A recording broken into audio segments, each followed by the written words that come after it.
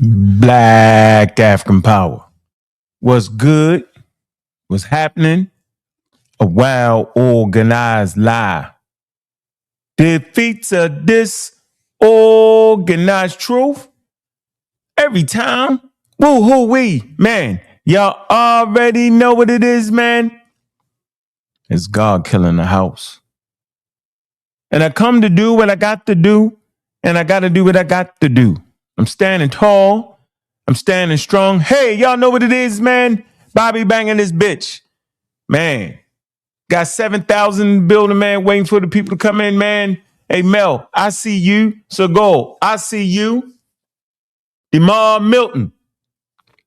I see you. Pseudo killer army in full effect, man. Man, let's let the people get in the building, man. Take our time, man. Shout out to Garfield, man. Shout out to all the supporters, man. Big up to the Mossy Clan Warriors. You know how they go. Signs for Sean, man. Most of all, man, Pseudo Killer official on deck, man. Pseudo Killers, man. Whole lot of riff-raff ruffian going on around here. Whole lot of pseudoisms and scamming. King Monologue is the scammer of the week. Because he's scamming, bamming. All day, every day. We caught him in the middle of a scam. He's scamming across the Great Pond. He know it. We know it. Now it's time to do something about it. Incoherency is in full effect. And we're trying to figure out why he keep doing it respectfully. Meverse is also an up-and-coming scammer. But we call them pseudo-sophisticates because they are sophisticated in their approach to con the people. Not only conning the people, charlatan behavior. I mean, my goodness gracious. Man, let me send the show out, man, so we can get right into this dialogue. Man, it's the after show, man. We had a powerful show with Dr. Aden. But we need to respond to some charlatans amongst us. Flim-flammers, bam-bammers. Flim-flam-bam-bam-boom. Double, triple talking, supporting Ivan Sertima's foolery. Non-academic standard, trying to promote the Native Americans are some kind of way African Americans. Let me say it again with more clarity. Trying to act like goddamn African Americans is some wild Native American. It's cultural thievery. Not gonna sit back and watch that, man. Dr. Aden did a great job in explaining his position on why Ivan Van Sertima's work was very, very faulty without proper peer-reviewed, outdated material, and how he would not retract it. And lo and behold, out of nowhere, the King's Monologue and con the universe, because he be conning, do a reaction video. So this is the reaction to the reaction. This is the reaction. Man, let's let the people pile up in the building, man. Let's get it good, man. Have no idea what the hell African science is. I'm thinking it's some kind of metaphysical mixture of spiritual social beliefs. I think they really mean proto-science. But since they are afraid of the word, I don't know. But we got the clip. We clipping them up. Clip, bip, bibbity, bip, clipping them. They've all taken down their clip features around us because they know. We got the clips full. So let me let the audience get in here, man. Support the channel, man. Your questions will be answered through this super chat. There is no other way to do this. show your support. I watch sports channels on YouTube and other channels, and the super chat be banging. Don't take a lot. Every little bit counts when we fight against pseudo sophisticates that are sophisticated in their approach to scam us about intellectual real estate. Oh, no, we're not scared. You are scamming our intellectual real estate between our ears because you're not factual. You can't back it up. And it's the wildest thing ever. You're acting like you're a forensic scientist reconstructing Egyptian faces out the middle of no damn where, and you pull it off. You are sucking our community down the hole. Comedyverse, high level concentration and sophisticated flammery. I just decided to respond because he done made a few videos talking that nonsense. It's the after show, ladies and gentlemen, and I will be dropping a link. Be safe, bro. So we ain't going for it. We ain't going, man. Can't go, bro. Ain't gonna be able to do it. I can't do it. I'm not gonna do it, and that's why we're here. We're here to separate the buffoonery. Yeah, it's definitely buffoonery. How they said the real from the fake.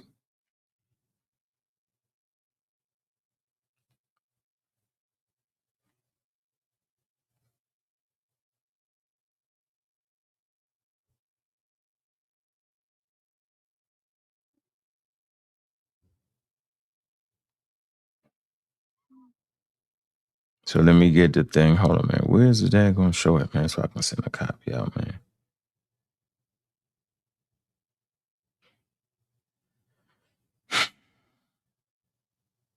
One second. Something just ran out. Damn.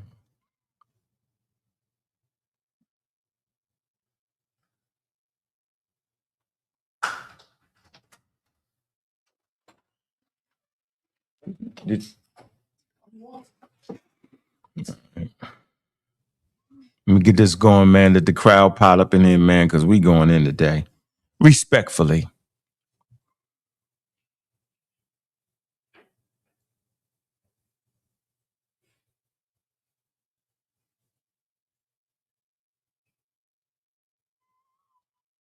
Let me get it so I can send the show out. I promised my man I was going to send it to him, man. So we can stay on clear path, man. Goodness gracious. Pick up the Ben Eaton, too. Man, how come I can't find the show, man? Goodness gracious, man. No, I'm on YouTube. God is moving slow. Don't worry about it. We get it. Got it. All right. Let me share it. Let me share the link. 1 second. Let y'all pile up in the building, man. We definitely ain't going without at least 30 people. Yo, we can't do that. What's going on, Mel? How you doing, brother? All right. Let me.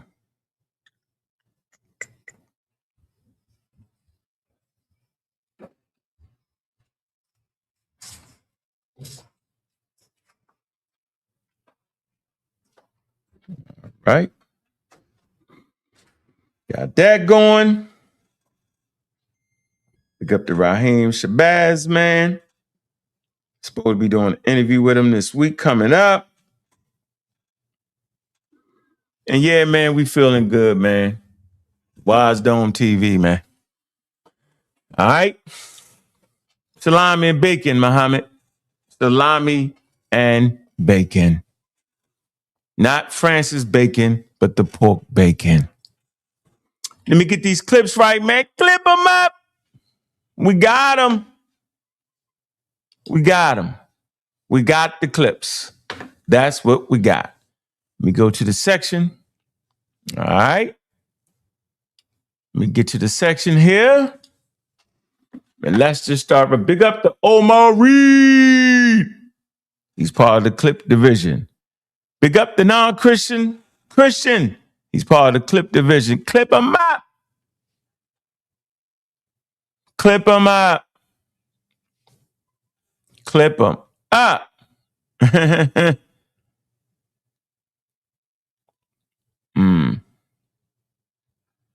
I think the clip we want to do is,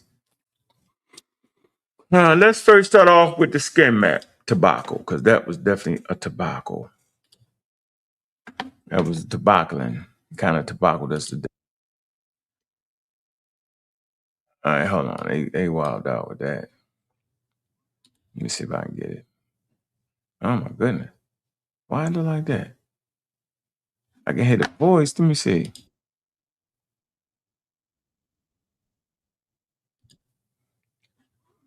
Yeah, we had to check that. They tell me they gotta check what?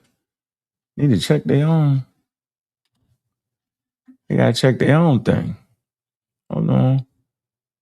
I'm gonna do just like this, man. Go right in the server, bro. All right. Debacle. What happened? What happened, Miss Tiff? A debacle. What was a debacle? Y'all throwing out the man, let's get right into this, man. All right.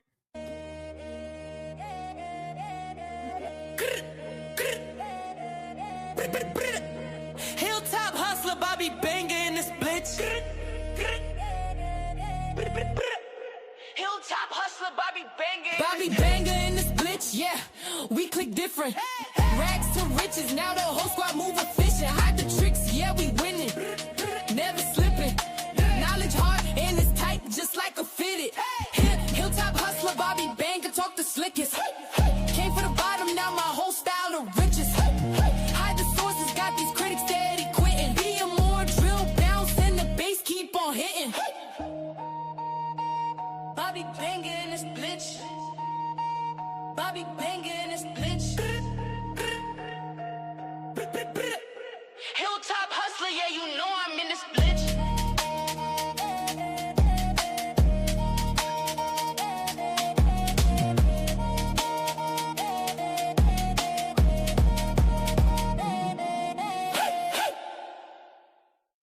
Hey, man, let's go. Let's get right to it. All right. See if y'all can hear it. We'll have to check that. We'll have to check that. We'll have to check that. And you can pull this up, but you know, the skin color map is something you can Google. And the skin color map shows bands of skin tone variation in relationship to the equator. If you Okay, so I'm gonna just check this point really quickly because people have made this point before, and a lot of Eurocentrists like to argue this point. They pull up the skin color map and they go, "Oh, look, people get darker towards the equator and they get lighter towards it." The skin color map tells you one thing, okay, and it tells you where white people have successfully integrated themselves and where they can survive. Is he serious right there? See, this is the point right here. This man just said he just discounted a whole collage of scientific information and scientific theories to white people trying to find a way to live somewhere. Did I hear that right? Let me go back, man. Come on, bro. See, this is the point. How is he not scamming? Explain how he not scamming. Somebody tell me how they not scamming. Respectfully. How? Man, like, really? Is this what we doing in 2026? Man, come on, yo. We got Dr. John Aden on, right? We got the Wise Dome Super Show, right? Hosting the great doctor. And the best commentary that these two guys can give is white people did that to put themselves in what? Yeah, I know why. I'm going to pull up the skin map. Let's run it again. Check that. We're gonna have to check that. And you can pull this up, but you know, the skin color map is something you can Google. And the skin color map shows bands of skin tone variation in relationship to the equator. If you Okay, so I'm gonna just check this point really quickly because people have made this point before, and a lot of Eurocentrists like to argue this point. They pull up the skin color map and they go, "Oh, look, people get darker towards the equator and they get lighter towards it." The skin color map tells you one thing, okay? And it tells you where white people have successfully integrated themselves and where they can survive. That's what it tells you. Because if you went back 1,000 years, okay, that entire skin color map would be black apart from little patches here and there. Okay, so all it tells you is where white people are comfortable enough to settle. That's what it tells you. The reason it gets really dark towards the equator is because even though white people were able to militarily conquer these people, those areas were not suitable for them to settle. That's why we have skin color gradients. It's very, very simple. Okay, it's nothing to do with human adaptation over time. And like it or not, for all of you people who like to make the genetic argument, genetics supports this. Genetics supports bottlenecks and founder effects and small populations spreading rapidly. Right now, the population that has spread the most rapidly is the modern white Indo-European, who is now in 3 more continents than he was 400 years ago. Okay, so people acting like this skin color.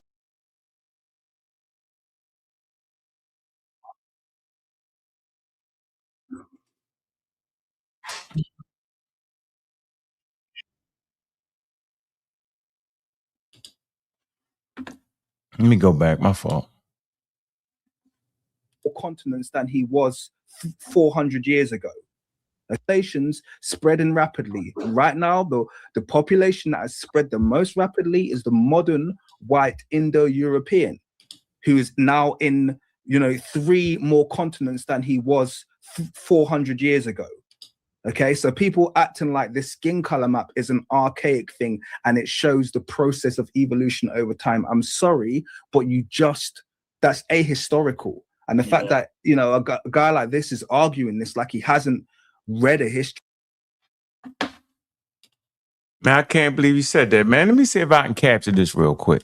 Now, one of the wonderful things that NASA does is it puts up a variety of satellites that detect all sorts of interesting things about our environment.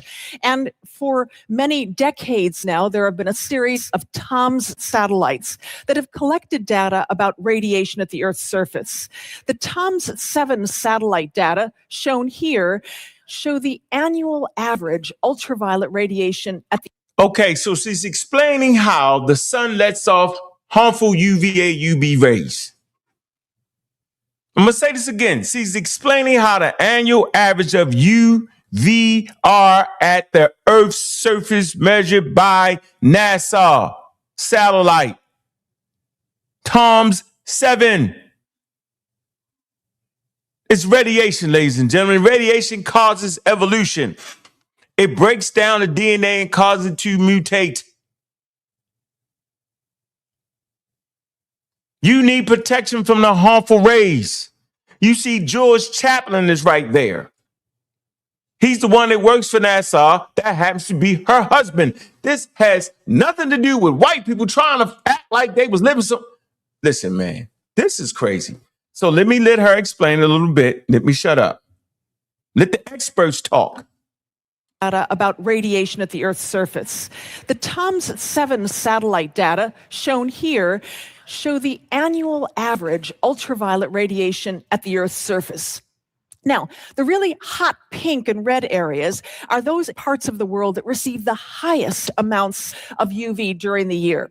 The incrementally cooler colors, blues, greens, yellows, and finally grays, indicate areas of much lower ultraviolet radiation. What's significant to the story of human skin pigmentation is just how much of the northern hemisphere is in these cool gray zones. This has tremendous implications for our understanding of the evolution of human skin pigmentation.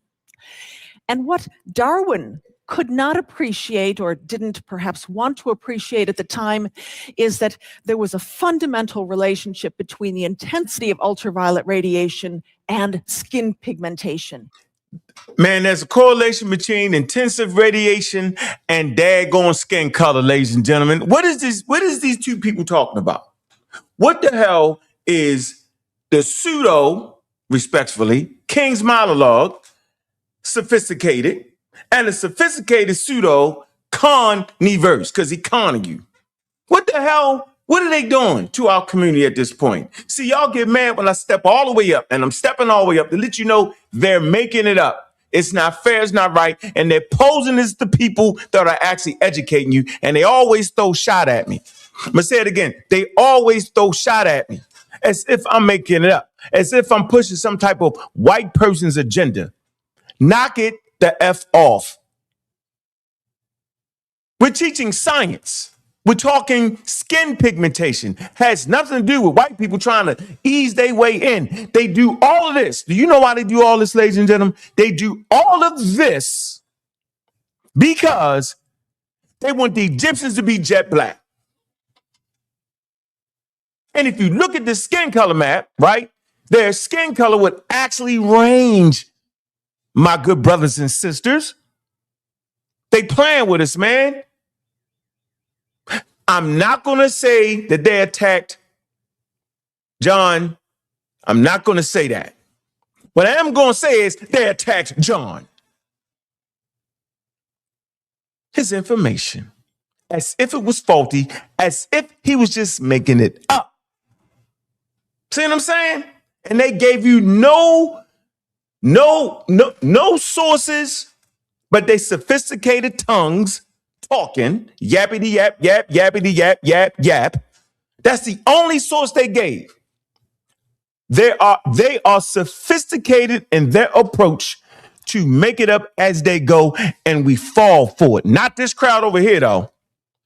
There's a few in the crowd that falls apart and love this. But most of us over here be like, man, why they scamming? Let's finish our explanation of it. There's a scientific explanation of why humans are pigmented heavily in certain regions of the planet, and certain regions they're not as pigmented. And that skin pigmentation itself was a product of evolution. And so when we look at a map of skin color and predicted skin color as we know it today, what we see is a beautiful gradient from the darkest skin pigmentations toward the equator and the lightest ones toward the poles. Yeah, so you see darker pigmentation towards the poles and lighter as you walk away from the pole. The reason for that, it's called the equator. It's the hottest. It's the most intensive UVA rays. Look at the Nile. That's why we say the Egyptians range in skin color. This does not mean that people don't move back and forth. But generally speaking, these indigenous people would have ranged in the skin color. And they know that a whole group of jet black Egyptians would not have survived. It absolutely makes no sense. They have the whole of Egypt, 4,100 miles of the Nile River full of jet black people. It's a ridiculous thing. And you know why they do it? They do it, one, because they scamming. They do it, two, because they scamming. And they do it, three, they don't know what the hell they talking about. And they too busy talking crazy about what we doing over here and about what I'm doing to actually take time and read the damn skin map. Now, I will provide another source besides the lady that came up with this comprehensive theory. I'm going to provide her paper as explanation. Tell them the queen's monologue, my fault. The queen's monologue. Tell the king's monologue, go get something beside his mouth talking reckless. Tell him to get us a source that we can read. I don't want to talk about nothing else. I don't want to hear about this, what the Egyptians said. I don't want to hear about none of that. Give us a source that supports your argument. This how we do this around here. They plan in front of our face, scamming. Now, what's very, very important here is that the earliest humans evolved in high UV environments in equatorial Africa. The earliest members of our lineage, the genus Homo, were darkly pigmented.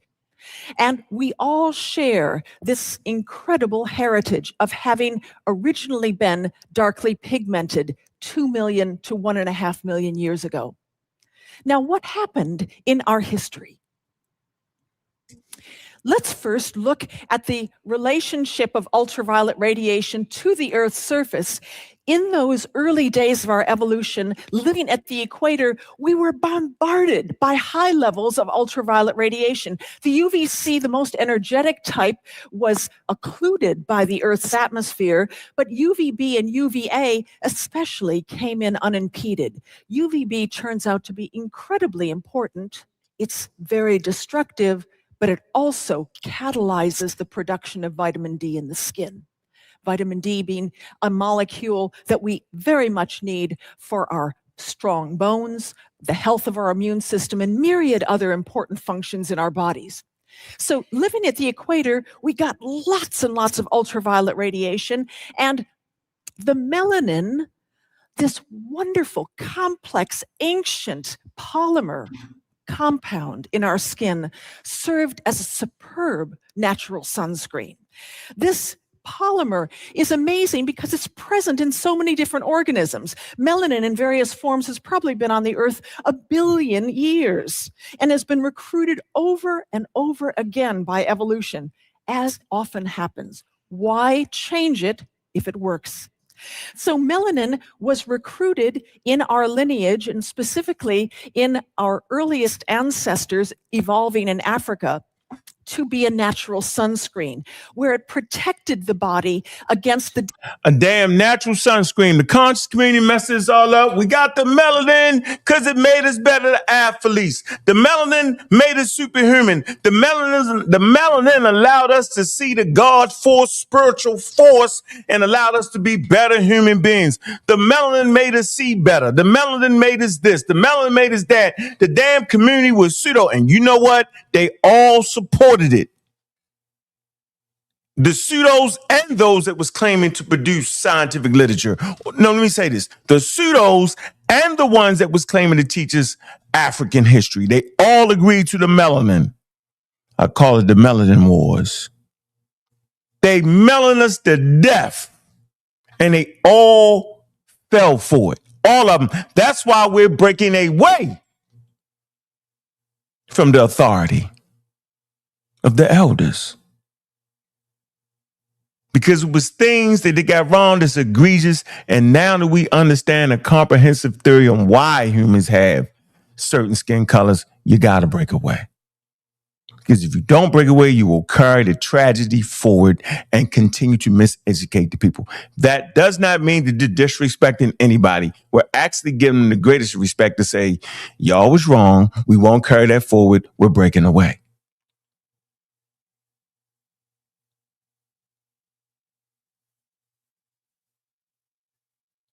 UVA rays, ultraviolet, breaks down human beings. It attacks the folic acid.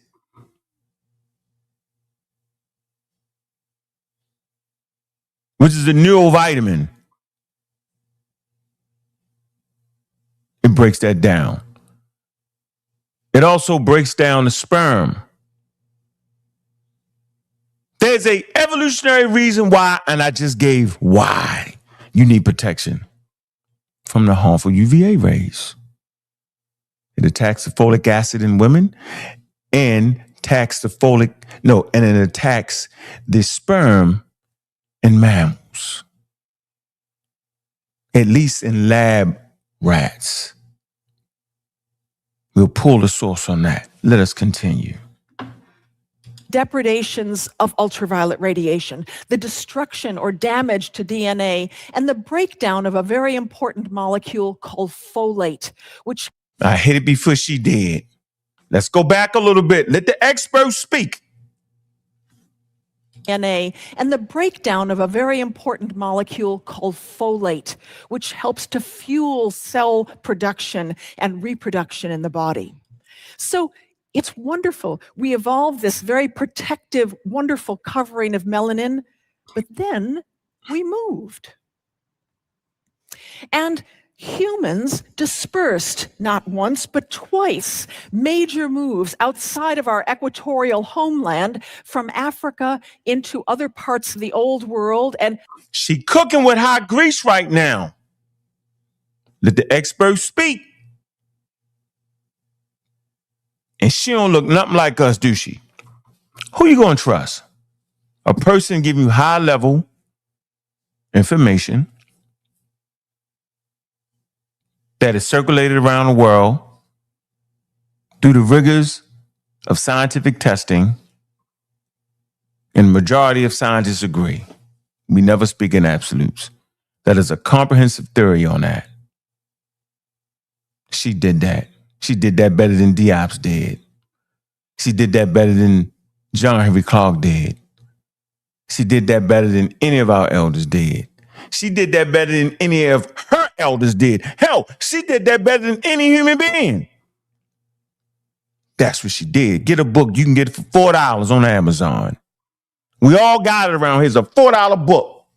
We also in the server have the anthropology book, right? It's called Anthropology Appreciating Human Diversity. Go to the damn back, Concord Phillips, right? Go to the daggone back of the textbook, right? And it'll give you the skin. And it explains to you, type in skin map in the book or go to the back of the book and look for skin color. And it will explain it in the textbook. Do not listen to the flim, flam, bam, bam, boom. Do not listen to people that are forensic scientists from YouTube because they can work the computer real well and reconstruct statues. It's the most wildest thing ever, man. Let us continue to cook. most recently into the New World. When humans dispersed into these latitudes, what did they face? Well, conditions were significantly UVC, UVB. colder, but they were also less intense with respect to the ultraviolet regime. So if we're somewhere in the northern hemisphere, look at what's happening to the ultraviolet radiation. We're still getting a dose of UVA, but all of the UVB, or nearly all of it, is dissipated through the thickness of the atmosphere. In the winter, when you are skiing in the Alps, you may experience ultraviolet radiation, but it's all UVA, and significantly, that UVA has no ability to make vitamin D in your skin. So people inhabiting northern hemispheric environments were bereft of the potential to make vitamin D in their skin for most of the year. This had tremendous consequences. Bereft. And it had the inability, man. That's what the damn word be, man. It was taken away. They couldn't do it. It was taken away from them. They couldn't produce the damn vitamin D.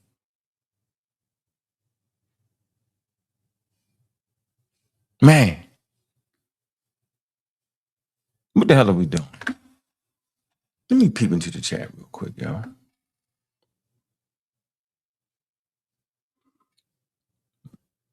Man, contrarian thinking, man. See, a young boy, y'all used to ski all the time, yo. That's what we did. I'm a skier. Skiing is not a white thing. Human beings ski. You got to open up your horizon. I know that probably was a joke, though. Reggie disagrees with this right here. He's on their side. He called us skin mappers as a joke to confuse you. Reggie scammed you on here too. He absolutely did.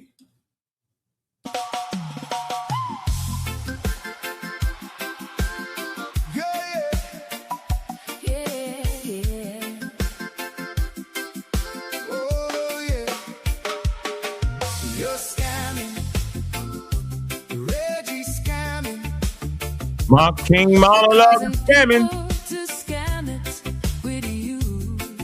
Calmly versus scamming. They scamming. And we know they like scamming too. Yeah. They scamming, y'all. And I know they like scamming too. for the evolution of human skin pigmentation. Because what happened, in order to ensure health and well-being, these lineages of people dispersing into the northern hemisphere lost their pigmentation. There was natural selection for the evolution of lightly pigmented skin. Here we begin to see the evolution of the beautiful sepia rainbow that now characterizes all of humanity. Lightly pigmented skin evolved not just once, not just twice, but probably 3 times, not just in modern humans, but in one of our distant, unrelated ancestors, the Neanderthals. A remarkable, remarkable testament to the power of evolution. Humans have been on the move for a long time, and just in the last 5,000 years, at increasing rates over increasing distances, here are just some of the biggest movements of people, voluntary movements in the last 5,000 years. Look at some of the major latitudinal transgressions, people from high UV areas going to low UV and vice versa. And not all these moves were voluntary. Between 1520 and 1867, 12,500,000 people were moved from high UV to low UV areas in the transatlantic slave trade. Now, this had all sorts of invidious social consequences, but it also had deleterious health consequences to people. So what? We've been on the move. We're so clever, we can overcome all of these seeming biological impediments. Well, often we're unaware of the fact that we're living in environments in which our skin is inherently poorly adapted. Involuntary movement into latitudes that we had not evolved to deal with, to which we are poorly adapted to. Naked humans don't do that. Modern humans do. They have the ability and technology to move anywhere they want, but there are consequences to it. Man, powerful conversation right here, man. Powerful conversation. Let me click right here for a minute.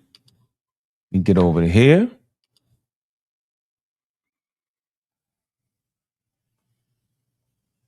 Let me reinforce this point again. Primarily selective force for evolution of dark skin is protection against UVR-induced changes in folic availability. Not for you to play African Americans or British or Black British peoples to play your little game in Egypt. Simple as that. Did it do for an individual so that that individual could have more healthy offspring? The primary selective force is to provide protection against UV-induced changes in folate availability. Valuable offspring. Folic acid. If that breaks down, you have more neural tube disorders in the fetus, spina bifidus, and the fetus, low birth rates. You can't have a fetus that matures in the womb and come out with an open spine. It's not a valuable offspring. Over time, the population will start to reduce. All because the protection is not there. That's why you have brown to dark skin. You don't have it so you can play Egyptian. They do all that so they can play Egyptian. It's the wildest thing ever.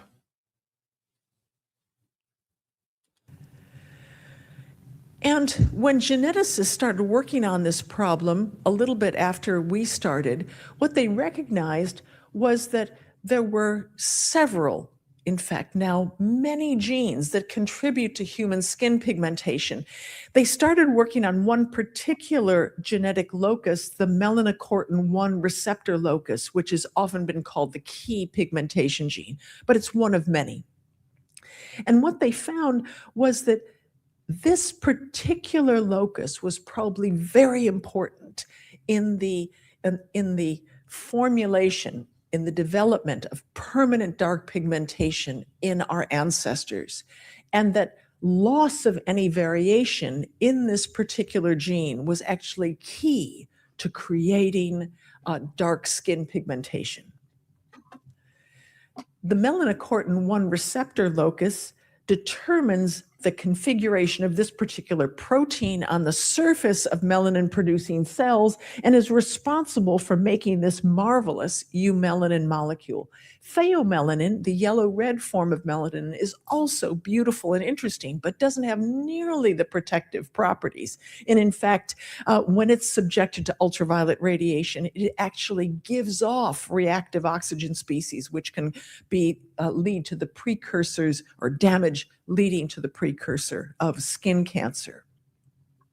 So eumelanin is really the hero of the piece here. And so in early Homo evolution, we have the fixation of the melanocortin 1 receptor locus in early members of the genus Homo. First of all, you see the hair right there, right? And underneath of the hair, you see the color of the skin. Talk about the Homo species. At 7.5 million, you see lighter skin, but you see a lot of hair. The question is always, when did the homogeneous family lose their hair? I think it may have been Homo erectus, maybe. But the point here is the hair, right, actually blocks out the harmful UVA rays. And as we lose hair, look at the scale, right? The skin starts to darken up. Evolutionary adaptation. Natural selection is in full force.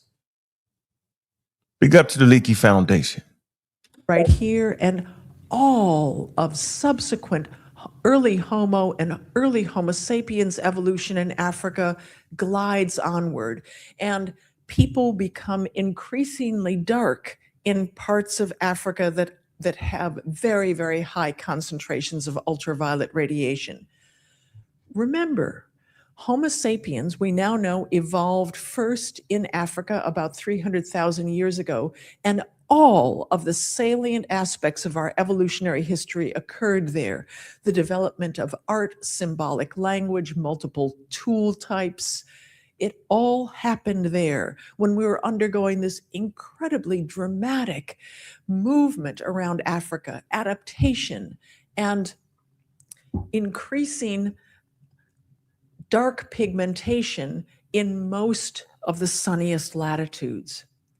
So this is how the hairy timeline ends for modern African people, and this is where a few populations begin who subsequently leave Africa.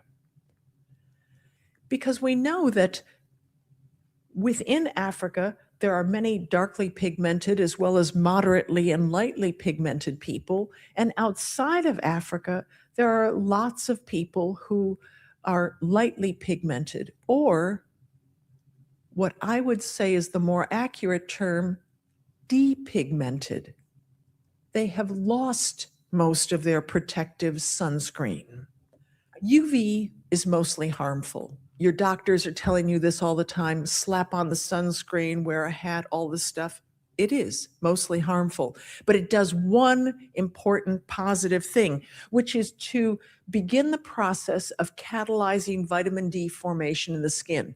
Specific UVB wavelengths begin the process of converting a cholesterol-like precursor in your dermis into pre-vitamin D3 and then onto vitamin D3 Let's move D forward. concentrations in our circulation.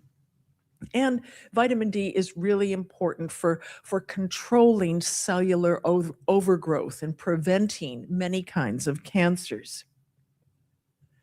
So here we are back in our beautiful map.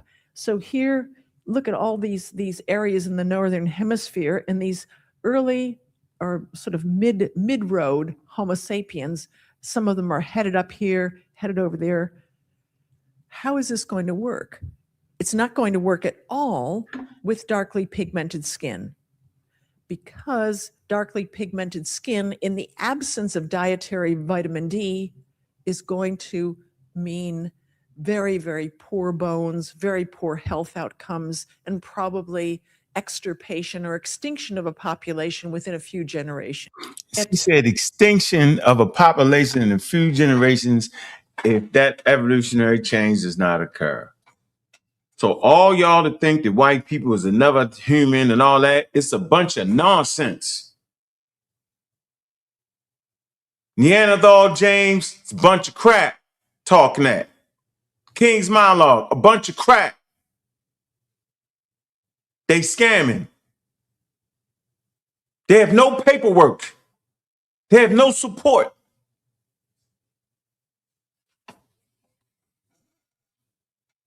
Skin pigmentation is an evolutionary compromise. Not for you to be, or for the Egyptians to be jet black. And so when we look at skin pigmentation, we know that it's strongly related to ultraviolet radiation intensity, but it really is a compromise between the two conflicting evolutionary forces of photoprotection, protection against intense UV near the equator, and photosynthesis of vitamin D closer to the poles. These two clines meeting together in the mid-latitudes. What people do we find here in the mid-latitudes, in the circum-Mediterranean, and in the far tip of South Africa, and in much of the neotropics? We find people who have moderately pigmented and highly tannable skin. Right. Right. Yeah, look at that damn skin map again. Look up where Egypt is located again. They scamming. People who can gain a lot of pigmentation and lose a lot of pigmentation according to the intensity of UV in the sunlight. Let me move it right here. The beauties of being an old world higher primate is that we have trichromatic color vision. But the fact that we see it doesn't mean that we judge it. That's the point. Dr. Aden talked about this conversation. We talked about how we can see in color. So we can recognize different colors, ladies and gentlemen. But that does not mean that we racialize the damn different colors. And this is where the rubber meets the road, and this is where the scammers dive in. Oh, Africans said black, and they make their own thing. They give us an African American racialized understanding of why those indigenous Africans even talked about color in the damn first place. They scamming, man. At degrees unbeknown to man. Poor education level promotion. Meaning they're educating you at a very, very poor level. They're actually scamming. The bald assessment of color is completely neutral and free of any judgment. We only affix a value to color through behavior, through acculturation, through exposure to people who have views about color, through behavior. Fix neutral and free of color is completely neutral and free of any judgment. We only affix a value to color through behavior, through acculturation, through exposure to people who have views about color. Yeah, that's the point. That's why we talk about the 1700s and how white people made up the word white people. And they made up the word black people. And they affixed a value to it. They racialized it. They made you at the bottom and put themselves at the top. The pseudos, King Monologue and Carniverse, they use that against you and say the Egyptians was all jet black and they called themselves blackity, black, black, blackity because white people such and such, such and such, such and such. In case you didn't know, the Egyptians existed in an environment void of those racial and social constructs. For the life of me, I don't know why most people can't figure that out. They do it willfully. Now, what do you think she's going to say right here? This is why they gotta mess up the damn skin map. Because if they don't, then you will understand by using scientific literacy that they scamming. All the scientific data, all the Wikipedia articles speaks to this.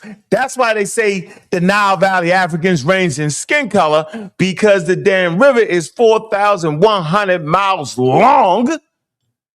And as you get closer to the Mediterranean Sea, people lighten up. But it's an evolutionary reason. Ain't got nothing to do with mixing with nobody. They be scamming. It could, but that's not the primary reason behind it. It's a bunch of crap they doing, man. And I'm about sick of it. We had the great Dr. Aden came in and he educated us at a high level and he looked just like me and you and he didn't try to scam us. But you know what? They took that interview and they used it and they tried to use it against him.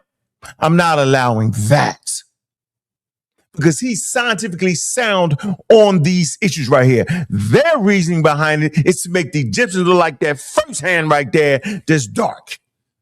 That's the game they playing, and it's complete foolery, and we caught them cheating.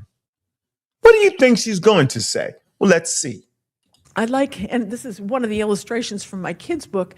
I like to talk about. You're going to get them with a kids' book illustration. You need a kid's book so they can understand it. You can't give them the skin map because they flim, flim, blam, blam, boom, the damn thing. I'm going to play again what they said so we do not forget what they said. Don't let them get away. The conditions that existed for much of the time in ancient Egypt as people lived along the extent of the Nile, in the conditions that existed for much of the time in ancient Egypt as people lived along the extent of the Nile from areas right on the Mediterranean here with moderate levels of UV to areas here in the tip of the Red Sea, close to the tip of the Red Sea in northern Sudan with very, very high levels of ultraviolet radiation. So along the upper and the lower Nile, we see this tremendous gradient of UV radiation and this tremendous gradient of skin color among the various peoples and pharaohs of dynastic and pre-dynastic Egypt. People living along the Nile traded with one another regularly.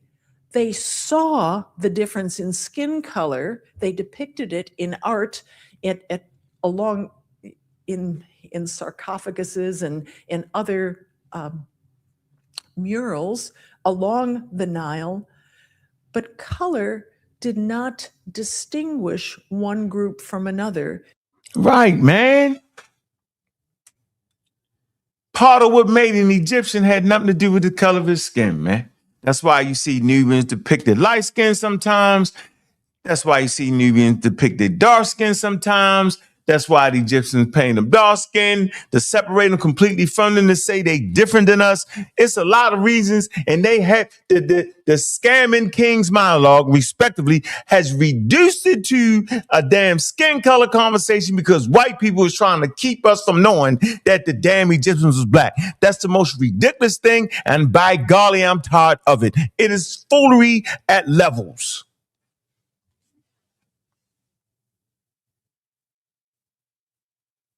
that should not continue to occur in the midst of an expert giving a top-notch melanated presentation. Y'all like that, don't you?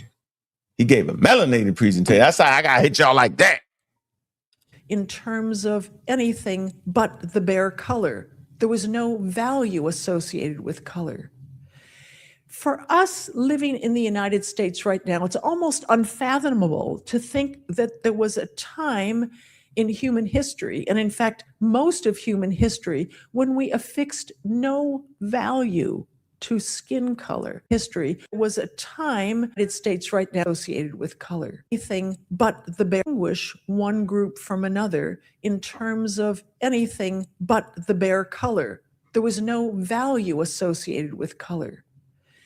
For us living in the United States right now, it's almost unfathomable to think that there was a time in human history, and in fact, most of human history, when we affixed no value to skin color. There were no connotations of skin color. But in fact, that is the case. Humans are very, very good at discriminating according to language and dress and, perceived barbarity. But for most of human history, those boundaries were not drawn on the basis of skin color. Man, look, man. We're not going to get into the early concepts of the other. We're not based on skin color. We're going to stop right here. I think the point is made on the complete foolery. We'll let it play one more time to double down on it. I'm going to throw out the link and we'll finish playing the rest of the clips and let everybody join in on the conversation, man. We appreciate Dr. John Aden. We stay on this one point here to make it very, very clear that without a shadow of a doubt, these two dudes was scamming. Not the two on the screen, though. That's my good brother Shabazz and Dr. Aden. And we appreciate them brothers, man. To check that. We're gonna have to check that. And you can pull this up, but And they laughing. You gotta check that. No, you gotta check that. You gotta check what the hell you talking about. There's no way around it. And make sure you don't respond to this. I'm threatening you. Don't respond. I dare you. I triple dare you. A double, triple dare you. I'm threatening you. Don't respond. Act like it didn't happen. But the skin color map is something you can Google, and the skin color map shows bands of skin tone variation in relationship to the equator. Okay, so I'm gonna just check this point really quickly because people have made this point before, and a lot of Eurocentrists like to argue this point. They pull up the skin color map and they go, "Oh, look, people get darker towards the equator and they get lighter towards it." The skin color map tells you one thing, okay, and it tells you where white people have successfully integrated themselves and where they can survive. Is that sir? Is he? Yo, he said the skin map tell you one thing where white people have successfully integrated themselves. So this man actually think that Africa got one skin color and that's dark. He has lost his mind, man. And I can't believe it. Like, what are we actually doing here? He actually, man, let me go back, man. Successfully. The skin color map tells you one thing, okay, and it tells you where white people have successfully integrated themselves and where they can survive. That's what it tells you. Because if you went back 1,000 years, okay, that entire skin color map would be black apart from little patches here and there. It wouldn't even make sense for the entire skin cap. Listen, this man said the entire skin map would be black. So he think that people invaded. Let me put this together. He's actually thinking that people invaded and it made them make a skin map that's showing. So he think the lighter portions on the skin map represents invasion. To hell with the sun rays, to hell with the radiation, to hell with all that is what he's basically saying. Why does he even think that makes sense? Am I hearing this correctly? Let me see. He can't possibly be making this type of mistake with the pseudo killers lurking, with the pseudo killers dominating the community with proper information. You can't never make this kind of mistake. And he do it through the whole video with Dr. Aden on the prowl, making this media run, showing love to everybody. He can't possibly do this. Let's see. Has successfully integrated. White people have successfully tells you the skin color map tells you one thing, okay, and it tells you where white people have successfully integrated themselves and where they can survive. That's what it tells you. Because if you went back 1,000 years, okay, that entire skin color map would be black apart from little patches here and there. Okay, so all it tells you is where white people are comfortable enough to settle. And Comedy Verse doing the same. Yeah. He amen. Yeah, what? Flaming pseudos, pseudo sophisticates. They are sophisticated in the way they mix up reality. They are sophisticated in the way they lie to us. Cat. That's what it tells you.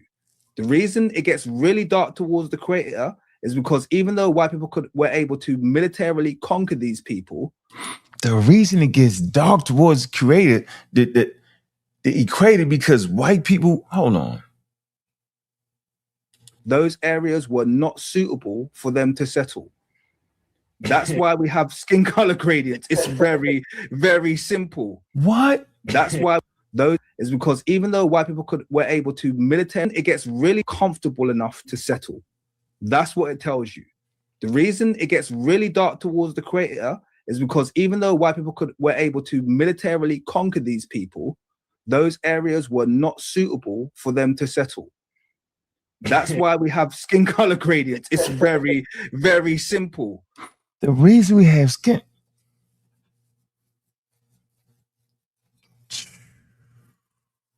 Okay, it's nothing to do with human adaptation over time. And it has nothing to do with adaptation and evolution. All that to make Egypt all dark skinned. You can't make this stuff up, man. You literally can't make this stuff up. Like it or not, for all of you people who like to make the genetic argument, genetics supports this. Genetics supports bottlenecks and founder effects and small populations spreading rapidly. Right now, the population that has spread the most rapidly is the modern white Indo-European, who is now in, 3 more continents than he was 400 years ago.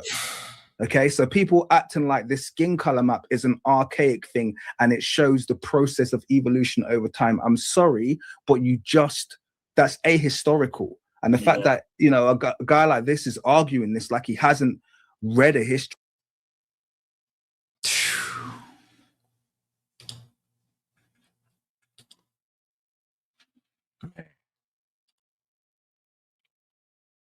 A guy like this, that's Dr. Damn Aden. He's not a guy like that. He's not just a regular guy. He's a guy that's concerned with the overall mental health in our community. That's what he's concerned with, giving us the reality, the truth, the understanding of authentic African history. So we don't produce wild individuals like that will confuse us, having us walking around. sounding crazy,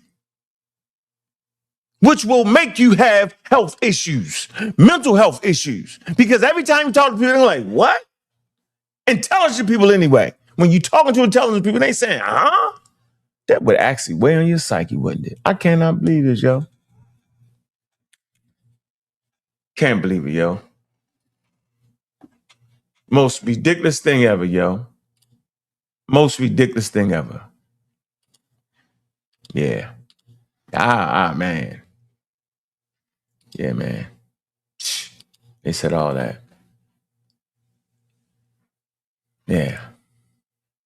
Yeah, man. Couldn't have heard that like that, bro. Couldn't have said that like that. It couldn't have. It couldn't have. Oh, man, yo. What we got? Man, let's see. What we got in there? Oh. Okay.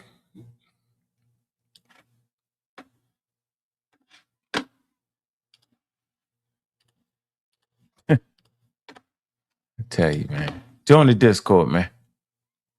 Yeah, the Negro pins are wild. Got a shout out in the head, man. Respectfully. Yeah, you may have watched the Pseudo Killers a few times. Yeah, you may have watched the Pseudo Killers a few times. Respectfully. Yeah, you may have watched the Pseudo Killers a few times. Well, they must love the skin color map, isn't it? Yeah, they love it. Yeah, they love that. Yeah. Unthinking people like the skin color map. They think it proves something. It's kind of like, you do realize if you're gonna buy into the skin color map that you've just literally disregarded everything about genetics that you guys harp on about. It's the most craziest thing ever. If you support the skin color map, then you just nullified everything that we talk about as far as genetics. I thought it was the genes that controlled the color of your skin. I thought it was your genes that interacted with the natural environment.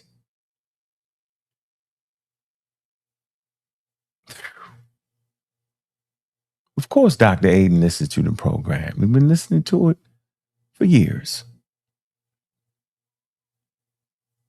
That's why he thought it proper to come on to the platform. We're a fan of his. He's a fan of our show.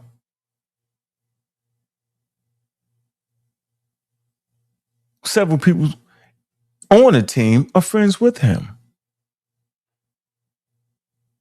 Of course, he's giving right information, correct and collaborated by official scientific sources coming from other PhDs, regardless of the color of their skin. And they making a mockery of it.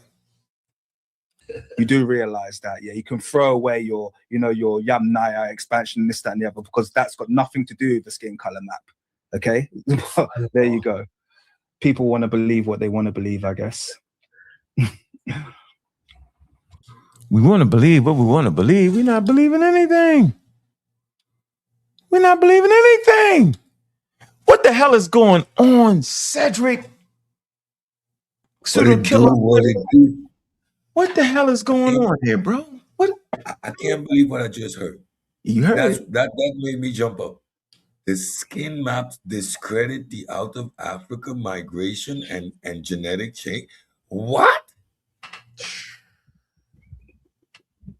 Huh? Did you hear the rest of it? You didn't catch it early, did you? Yeah, I catched it earlier, but I mean, they're so fundamentally wrong. And that's why I refer to the conspiracy between Reggie and these bros with the skin map. Remember they call us skin mappers and all of that? Because of their scientific illiteracy. Population genetics, your environment. You explained it before the lady did. The age of reproduction, your skin pigmentation, that protective layer has a direct correlation to your ability to reproduce. We all reproduce in ranges, but those offspring that are viable are those that are going to synthesize with the environment. Simple as. So you are going to get varying skin colors through the disbursement based on the environment. The out of Africa model, even with those changes in skin tone, you still have genetic adaptation. So how does any of this undermine the genetic and the haplogroup and the disbursement of human beings? How? That's the point. He made the claim, yet did not break down or substantiate how it doesn't. So you can just say any wild thing. Man, yo. I mean, any damn thing. Anything. Yeah, and to show that he can't properly comprehend skin map in the first place, that skin map is at an original state that her and NASA put together. It was based on indigenous ancestry, so where people originate from, not based on where we currently are at this time. And he said something, and let me know if I'm wrong, but he said that prior to this map, the original map would have been black all over. Crazy. Well, that's false because we know that apes that came before us, like she said, had long hair and they were pale underneath that hair. So it wouldn't have been black because there wouldn't have been the necessity for it since they had hair. So it just shows how ignorant he is with the subject matter. Exactly. I think Xavier's in the background. Yeah, that's an excellent point. Genetic adaptation. You are listen. Every time you reproduce, you have a different expression of allele group. So you have that is standard. You have population genetics. The particular environment forces the expression or the phenotypical expression that you get. We were talking about the fact that you evolve to fit your niche. That's why in Australia, for example, the extinct Siberian tiger or Tasmanian tiger has the shape of a dog because you evolve to fit your environment. So how does anything that they just said comport to reality? And this is the dangerous part. No one is asking them to substantiate the claim. They just make it, say it, state it as a matter of fact, and keep it moving. How does that technically and mechanically work? Show us. Demonstrate your position. Do that. Right. And to address Tiger Hunter, he asked, show us the correct skin color map. Well, here's the thing. The correct what? The correct skin color map. Here's the thing. Scientists classify what's called a blink in time. With the last 500 years, due to global migration, colonization, it has scrambled the map that Jablonski presented. Right, that's indigenous that map is of indigenous population. Exactly. Like, come on, bro. So, you wouldn't even have the same map because people from indigenous populations either relocated themselves or were moved involuntarily to other areas. That's a dumb question. Oh, and let me ask you this since you're here, right? Because I think we're going to corroborate. Even haplogroup formation, it is deep ancestry, right? So us Correct. like here in the West, we were no good for haplogroup determination because we are Correct. recent migrants and we've moved. We've not been in the same place for thousands and thousands of years. So you have to look at the level of skill and what they're actually doing. This is not a surface level observation. Also, I want to add, with the benefit of technology, meaning clothing, supplements and vitamins, sunscreen, we're allowed to survive in high UV environments that maybe our ancestors were not necessarily adapted for. And it wouldn't be a reason for a new updated skin map because it would be like chaotic. So there would be no point. Yeah, these things, I'm gonna get the source. I'm gonna get the source. These things are to determine ancestry and lineage. Right. We are looking back. You cannot use these terms today. Since the advent of travel, people migrate freely. We can move and establish ourselves in any other environment in real time. This is not what that is supposed to do. You're not looking at a new skin map. That's irrelevant. This is deep ancestry. This is No, Hey, I got you. Hold on, I'm gonna bring. I see you in the back. Juju. I'm gonna bring up the anthropology book. Who? Somebody in the back? Yeah, Juju in the back. Yeah, I'm looking. Go ahead, y'all can handle the conversation. I'm going to bring up a source on the skin map, yo. Yeah, You I gotta just want mute to me. Why say, y'all gotta mute me? I'm not talking. That's not me. yeah, I heard you under your breath. I don't Oh know if yeah, you, because I was just frustrated, man. yeah, I heard you. I was like, what is he doing? Going, And where was you oh, at this morning, Juju?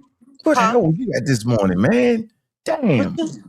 I We was on mean, the show, I, man. yo, y'all too early for me. I'd be Yeah, that's knocked Cedric doing out. that. Yeah, I Cedric just can't woke do that. everybody up. I was up until like 6, 7 in the morning going over stuff, and then y'all go live at 10. Come on, That's Cedric. He was I'm 9 o'clock this done. morning. But I just want to clear up something real quick. Okay. So Mhm. Tiger Hunter was not talking about the skin map. He was trolling IBM because the Yeah. pseudo's talking so much ish. So shout out to Mhm. Tiger Hunter. I don't want him feeling no kind of way because, he's a great Oh, supporter okay. of the show. All Yeah, he right. got friendly fire. Friendly Yeah, fire. he got friendly fire, but He I'm got finna friendly go fire. rescue him because no man left behind type. You feel me? Right. good You save, know, Juju, because I was, yeah. I just had to say that Tiger's super cool. He's definitely scientifically literate. He has a great group on Facebook that's nothing but like scientific. It's called Cosmic Inquiry. You feel me? Super cool article, super cool subject. So shout out to Tiger Hunter. You know. And about the skin map, like if y'all don't get it by now, you're not gonna get it. Just stay in your pseudo bubble. It's quite okay, but you know, um, I think they what? Correct me if I'm wrong, but they use NASA technology to affirm the data um, on the skin Right. map. I don't know what else you can do, you know, but if you're using NASA technology and data, like that's going the distance, right? So what else do you want us to do? What else do you want us to do to provide evidence that the skin map is sound and correct? I don't know. So Here- yeah, and that Here's was the thing. extensive work, Didn't happen overnight. I got a Here's how badass here's dog. how concrete that map is. The equator line never moves. The only thing that changes, even the direct relationship between the sun and the earth never changes. The only thing that changes is the earth's tilting on its axis from time to time. Even though it tilts, if those indigenous cultures and people stayed where they were, it would still be the same. Right, because the daggone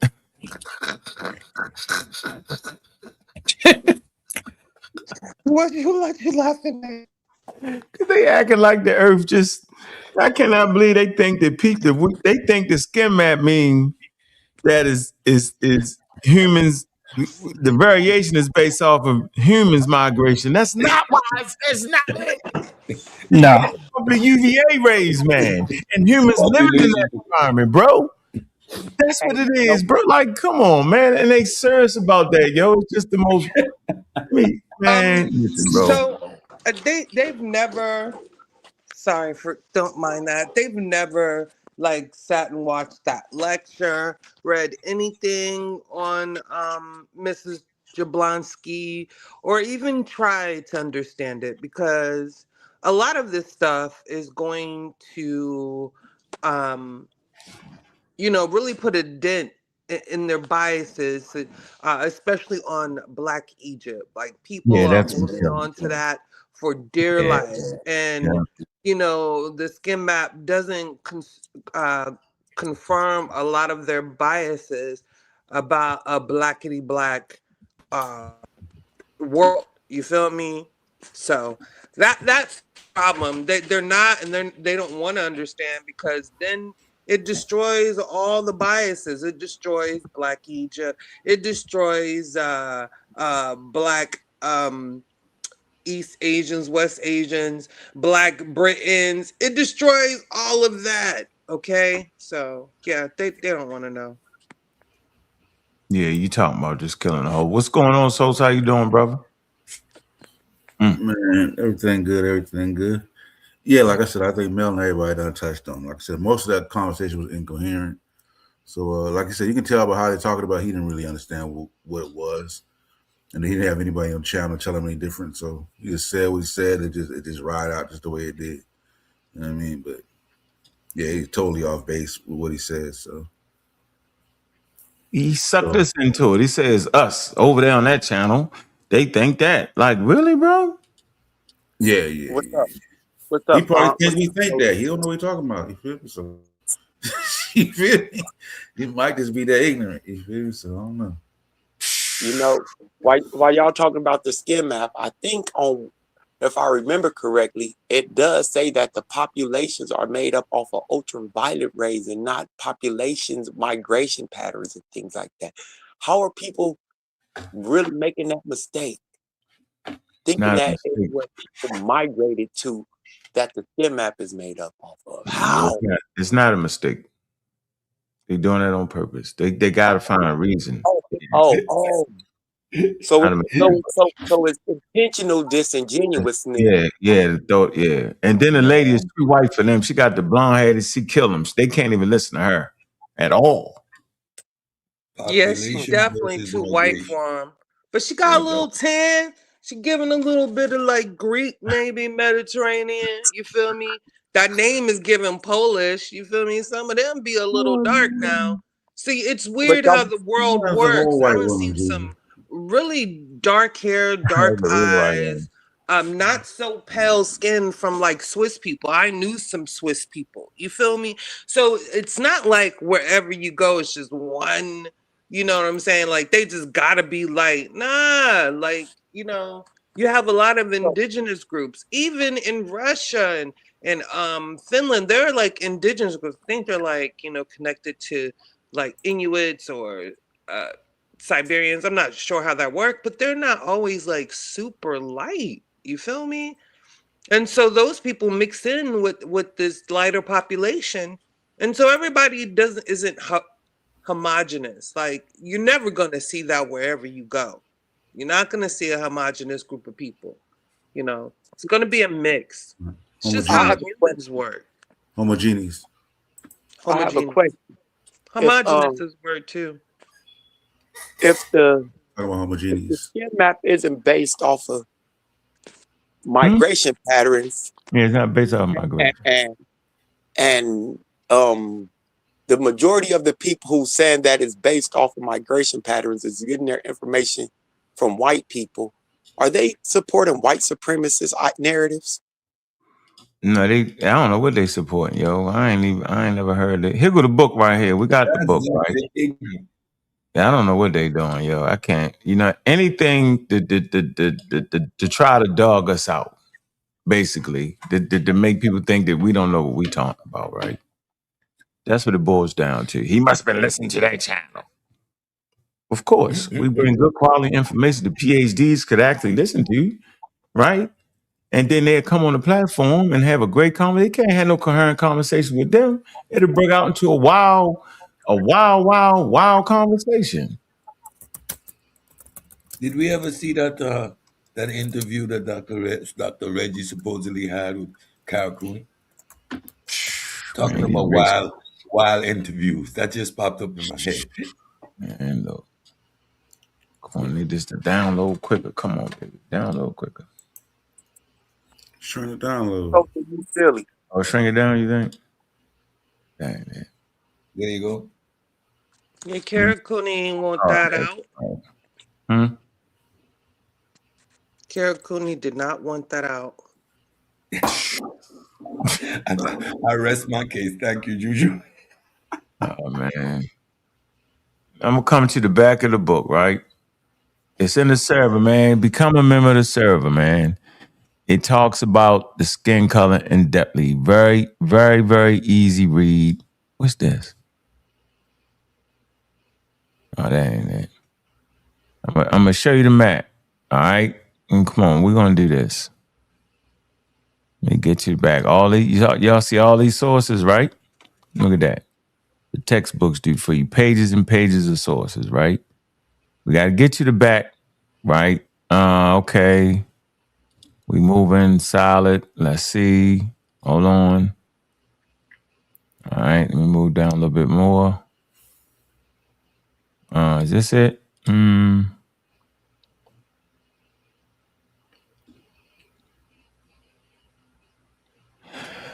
There you go. The distribution of human skin color before 1400 AD. See, yeah. Yep. See? Yeah, that's when humans started to really, like, move for real. When where they started doing intercontinental travel. So that skin map represents the population, right? All right. When humans ain't moving like that. Of course they migrate, but they not like big group, like 12 million people just completely move, and 200 million, white people move from Europe all the way to America. Like all that wasn't going down like that. All right. So this is the distribution of human skin color before 1400 CE. All right. Make it a little bit smaller. Maybe I can kind of see it a little bit better. All right.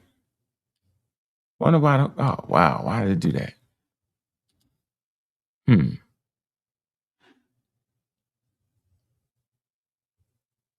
down one more time. Hold on, y'all. Let me see.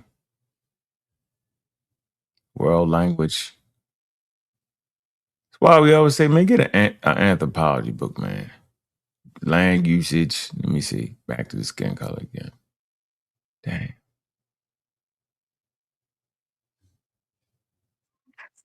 You know, as we have these conversations further and further, and we get into the thinking, what I'm starting to recognize is that a lot of these people are ahistorical, anti-historical, anti-scientific, and all of the above.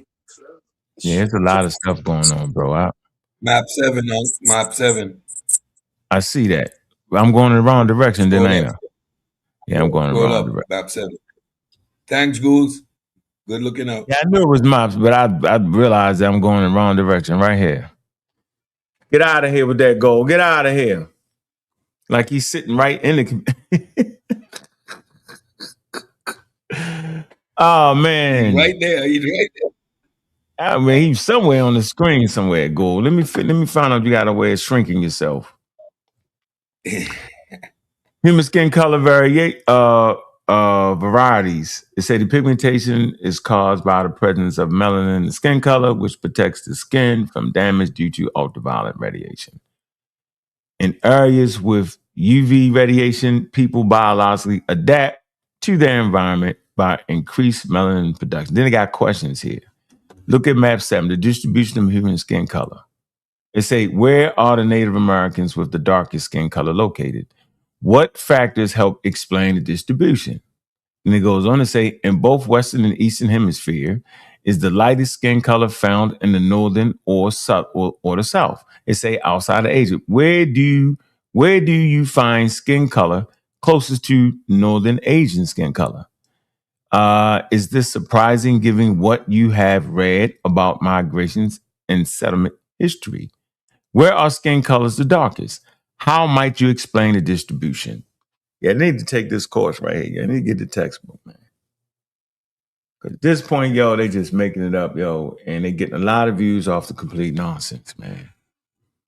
All right, so it's clear. All right, let us continue the conversation, man. All right. I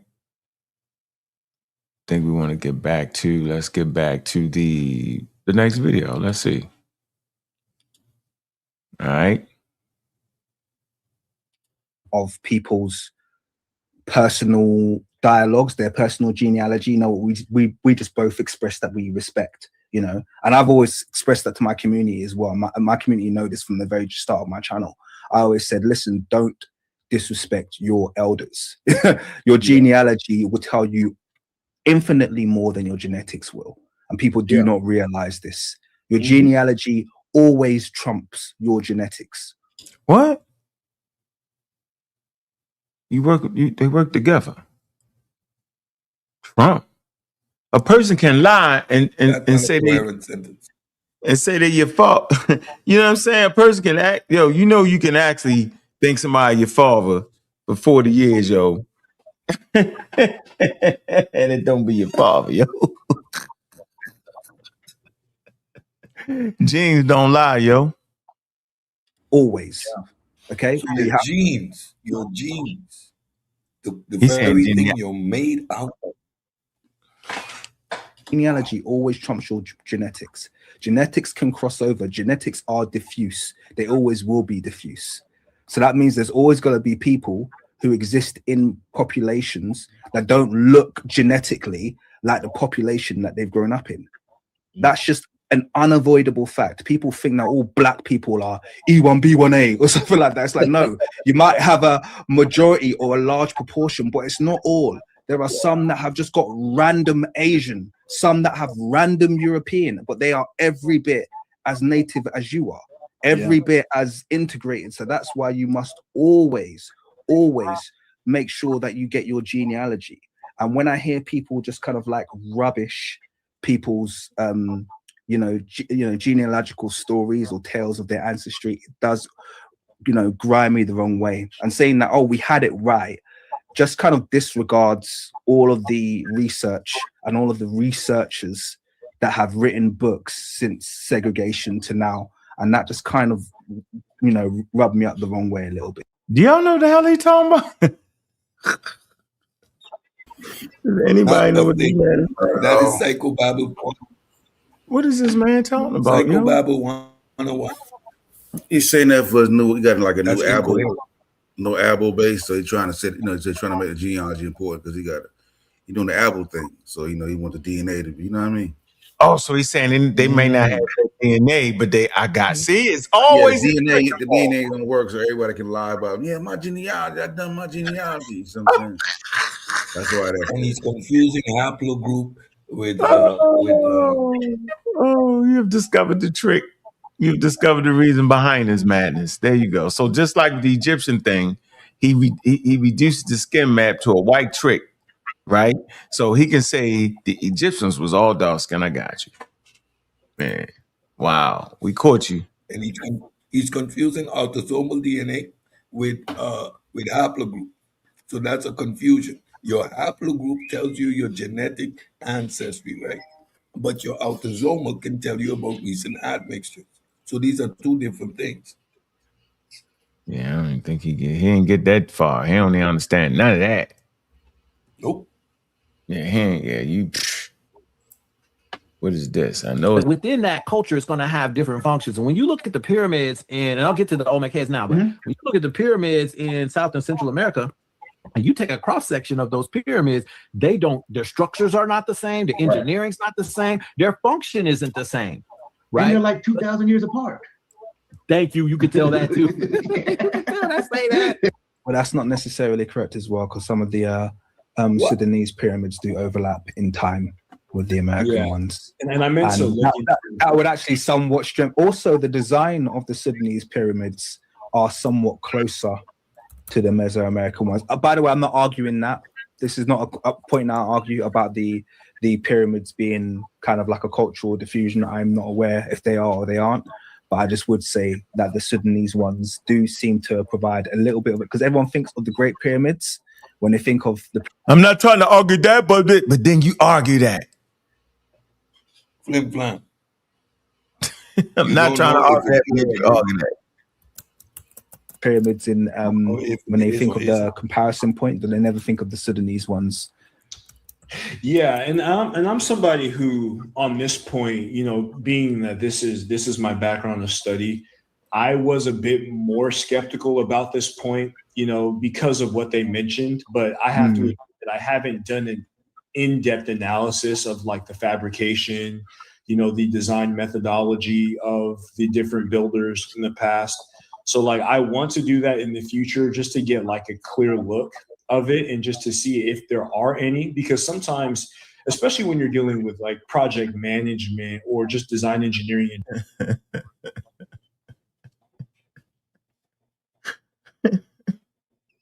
He's trying to show on that in there. Please, Conleyverse, do not take an in-depth, deep look at it. Because I can already tell you what you're going to say. Oh, y'all, man, they actually built that. Yeah, don't look at it. Let it be. Yeah, he's going to tell us we found genetic traces. We found genetic traces. You know, he's talking about with the structures. He's going to say, no, we did. Yeah, I know. And he's going to tell you he's found genetic evidence. That's Camiverse. Everything about haplogroups is a lie. Everything about genetics, what we got is a lie. So he's going to tie some genetic argument into that to make these indigenous South Americans African. Yeah. No, he's talking about the pyramids. Right. They talking about the pyramids right now, though. Mm-hmm. Yeah. He said so he's going to tie it in. He's going to look into the pyramids, and he's come back with a conclusion that they are Egyptian based on the genetics that he found. You see 001 here. So we have clear evidence of that. General, there may be a certain component that you borrow from a neighbor, that you borrow from a previous design, but you may not, borrow the entire thing. It's called composites. So you may borrow a composite that you use in the general design. And if you don't look at the design methodology and the design philosophy, you would never know. Yeah, man. Yeah, the guy. I don't know what that. So the ancient Egyptians are neighbors to Mesoamerica. So they borrowed from their neighbors. Yeah, man. All right, let's see what we got here. Here it is.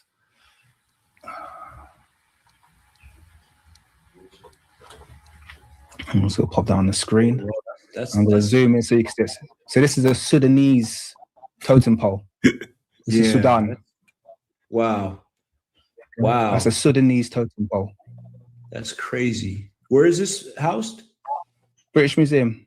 These are Sudanese. Yeah, these are from Sudan, these totem poles. That looks like a lot of what we see in West Africa, in Central Africa too. That's crazy. Yeah. You would think that was like Native American, like if you just looked at it, or Polynesian. Exactly. So it's that cultural continuity. That man said the Polynesian. He said the Polynesian. Cultural continuity.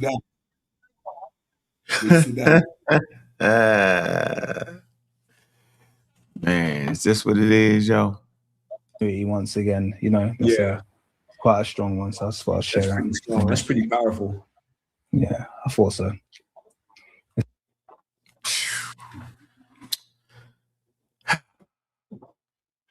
Look at shit 101. Look at shit. Look at shit 101.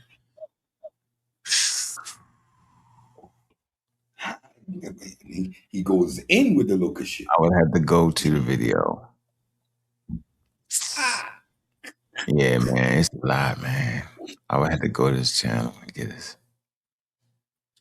Man, anybody else want to ask something, man? It's the most ridiculous thing ever, man. I gotta find a video, man. I can't believe they just play like that. Yo, they go all the way to another planetary system with this conversation right here, man. It's because they don't want to deal with the actual history. So it's like they're inventing their own myths, their own legends to replace the actual history.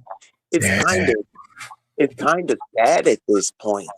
Yeah, I don't even know if it's sad. We're gonna run them through the lab, Samuel. We're gonna take them, we're gonna clip them up, and we're gonna do a lab dissection of them. I think thanks for putting that one on my radar. That's gonna be fun. Yeah, man, I just can't. I mean, I don't know how I have a question, brother. Other people's cultures. Hold on, Sunshine. It's like the disrespect of other people's cultures and other people just doesn't matter to these people. Everybody is black. We don't care what you people did, who your ancestors were. Everybody, from the Arabs to the Egyptians, to the Jews, to the Russians, to the Romans, the natives. Everybody's black. It's sad. Indonesia got the Nagas gods, and those buildings are all African. Africans were the first founders of Japan. Yeah, boy. Oh boy, these guys do extra. Hey, so question, can two things be true? Can there be some truth in both arguments? No, In your argument no, with regards no, to no, UVB and you? no. That's Can your I answer. finish the question? I heard you. No, they can't be both true. No. What do I mean by both? You talking about what he talking about and what the actual scientific papers say. Right, that it could be a combination of Indo-European migration and UVB radiation. No. I think we see it even in the world today here in North America where we are. Now that we got planes and big boats. No. I just mean to say now that we got planes and big boats. No. I'm just saying with Africans in North America. Before we had big planes and big boats, I think you saw the slide before 1400, right? And you know what 1400 is so relevant? That's a general number. You know what starts to happen in the mid 1400s? Huh? Go ahead and tell me, brother. You don't know? No. Go ahead and tell me. That's when Europeans started to mass move people around the world. That's when you get mass migration in excess, the greatest replacement of human beings, shifting that whole dynamic. Not only do you get Africans being dispersed all over the world, you get Europeans in high numbers being dispersed all over the world. You get the subsequent admixing that you see in South America. I think the brother's talking about something older, like the Indo-European migrations is what he's talking about. Let me finish. That's why I talk a lot, so you don't interject the nonsense. So I just don't understand why you're so hostile. I haven't really said anything for you to be hostile about, but the hostility is throwing me off. You know your question. I just wanted to ask a simple question, and the hostility just. And I said no, though. We said no.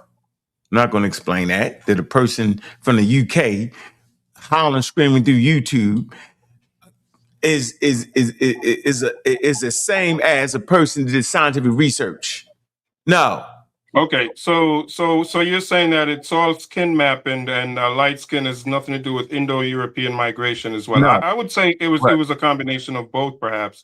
No, that was a question, and you've answered it. It's not true. But the map doesn't have. Listen, the map is not talking about no migration at all. It's talking about what your skin would look like based off the amount of UVA rays. Yes. Yeah, I didn't say the map mentioned the migrations. I'm just saying that there are two different things that can be true and are not necessarily related. They're not related, and you're convoluting the conversation on purpose. I just said they're not necessarily related, brother, but they can be a part of a certain result. Two things can come together and cause something to be true, and they can be both. Advantage of the fact that you're cutting me off and you're doing it on purpose, right? But you're not going to frustrate me here either. This is the same setting. So again, what you're doing is you're convoluting the conversation on purpose. They don't overlap or necessarily have anything to do with each other. That is a conflation being made here, and it's disingenuous.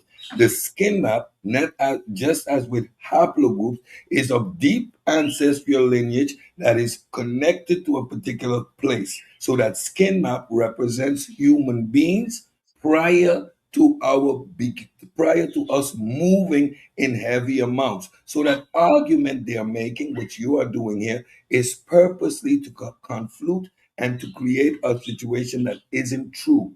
The skin map is what it is prior to heavy human migration. So this would be the phenotype that would be expressed in the population based on these environmental factors, sunshine. And you cannot confuse the two conversations. They don't correlate, they don't overlap, they don't have anything to do with each other. What that is disingenuous ignorance interjected into a conversation about anthropology and archaeology. That's fine. Question asked, question answered, and I appreciate it. May I ask another? Nope. Gotta go around the horn. Let somebody else talk first. Somebody else. So, you want to add something? You good? I think it's quick with sunshine gentlemen them. Science was definitely a philosopher. Nah, like I said, I think they're over there fighting dead, man. Like, anytime all your information is outside academia, I can't take you seriously. You know what I mean? Like, he is forensic scientist. You know what I mean? Everything alternative. Like, either you're that ignorant or you're doing it on purpose. Either way, I got no, you know what I mean? I got no use for him. You feel me? So I think he just scamming, taking advantage of black community, trying to get content. You know what I mean? Trying to build his viewers up. You know what I mean? That's how I look at it. I don't think I disagree with that, but I also look at it and I kind of listen to what they be saying, and it goes back to this whole, we were the rulers of the universe. Like He-Man, we were, before He-Man got painted white, we were the masters of the universe. You know, the Anunnaki landed in Egypt and seeded the planet, and you know that's how everybody's African. That's why the skin map is this stupidity on stupid overload, huh? Not once, you know. I mean, I'm just saying it's like stupid overload. Yeah, you know what? Let me play this real quick to kind of help the conversation. To show y'all, especially you, Sunchild. All right, this is important right here. NPR. All right, very important. For a look at the science of skin color. Whatever your skin color, and even if you think your family has been that color for a long, long time, NPR science correspondent Robert Krowich has some news for you. According to Penn State anthropologist Nina Jablonski, it now appears that most humans on our planet come from families that, if you go back not that many generations, almost all of us were in a different place and we had a different color. You may be as white as milk today or as black as deep chocolate, and yet your direct ancestors, and not because of intermarriage, as recently as 100 generations ago, and that's not far back. No, it's not far. Really, it isn't far at all. Your direct ancestors could have had a very different color than you. Our original estimates were that this occurred perhaps at a more stately pace, but now we think that that process of change may have had to occur much more quickly. And here's why. As everybody knows, says Nina, humans started in Africa. The part of Africa near the equator where it's intensely sunny with lots and lots of ultraviolet light, which was a problem because ultraviolet light not only can cause sunburn, when you get too much of it, your connective tissues will break down and get very saggy and wrinkly, but perhaps even more importantly, the UV radiation will cause skin cancer. And skin cancer can sometimes kill you. On the other hand, if a human is plopped down, say, in Norway, where the days can be very short and there's precious little ultraviolet light, then you discover there's a benefit to UV light. And that is that it helps to initiate the process of producing vitamin D in the skin. Vitamin D helps us absorb calcium, and we need calcium to build a skeleton, to maintain a strong immune system, and for a host of other important functions in the body. So back when our earliest hominid ancestors were walking around Central Africa, in order to survive, we had to figure out a way to screen ultraviolet light so we didn't die of cancer. But when humans then start to move away from the equator, then we had to get enough UV to build bones, stay healthy. This is where evolution absolutely is at its peak. Because humans need skin that could adjust to changes in light, and so nature provided, says Nina. An absolutely remarkable pigment called melanin. Melanin is produced by genes to balance the need to have sunscreen built in versus the need to be able to still produce some vitamin D in the skin. So it's a really cool molecule. And how does this molecule change skin color? Well, Darwin teaches that these things begin randomly. Somebody at some point had a baby, and that baby just by chance has a little change in its DNA, which makes the baby's skin, let's say, a little lighter. So now, when that baby moves north to Europe as a grown-up, her light skin is an advantage because it helps her stay stronger, gives her more vitamin D, and so, says Nina, as they moved slowly northward, those generally that had the lighter pigmentation would have survived and reproduced preferentially. Meaning lighter-skinned people start to produce more babies than dark-skinned people. That's really the bottom line. Producing more babies means you can survive as a group, and the further north you go, the better it is to have lighter skin. Because by the time you get to Lapland, boy, there's precious little UV in the sunshine, and there's precious little sunshine during the whole year. And that is why, as you approach the Arctic, you do find more and more light-skinned people. And so this, in short, really creates the gradation of skin color that we see in modern humans today. And I didn't know this, but there are also instances of lighter groups turning darker over time. The people now living in southern parts of India are extremely darkly pigmented. But once upon a time, those same people lived in Central Asia, and up north there, they were much lighter until they moved south, where new evidence suggests they re-evolved dark pigment. And they're not the only ones. Aboriginal Australians may have gone from light to dark. Pacific Islanders, the same. There's probably been a redarkening of several different groups of humans. How would you know that? You don't have any photographs of their great-great-great-great-great-grandpas and grandmas. Oh, but I have their genetic photograph. Meaning scientists have now studied the genes, the DNA of populations all over the world. What we can do in modern humans is isolate the genes that are responsible for pigmentation in most groups, and then, knowing the position of these genes in the genome, look at the pieces of DNA that we have isolated from some ancient ancestors and see how they compare. And by comparing DNA in ancient samples, they can very closely estimate when changes take place. You can look backwards and see different generations of different colors.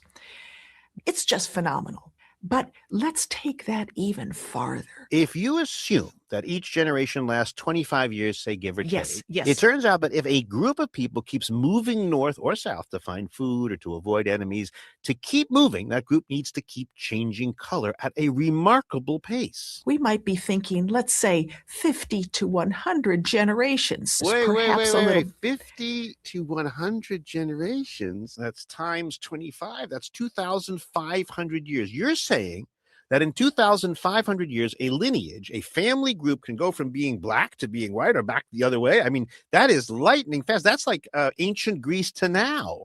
I mean, that's like... Yes, it's remarkable. But there is a caveat, she says. We're talking about the rate of change during the earliest parts of human evolution, when we would not have had the nice togas or clothing that the man in Greece may have had. Because once people put on clothes covering the skin, then the rate of change does slow down. So it's when we were naked and moving, that's when skin colors changed very quickly. But still, this means that this thing that we all notice when we think about race, skin color, it's not fixed at all. It is remarkably fluid. We have now some fascinating genetic evidence of evolution acting on the skin, the intensity of natural selection. We think that process of change may have had to occur much more quickly. Much, much, much more quickly. I'm Robert Krulwich, NPR News. Man, there we go. All right. What's going on, Grant, man? How you doing, man? I'm doing great. How about yourself? So, man, I'm doing pretty good, man. Glad to have you on the program, man. What's on your mind, man? Talk to us. Yeah, the Dr. Aden was amazing. I think he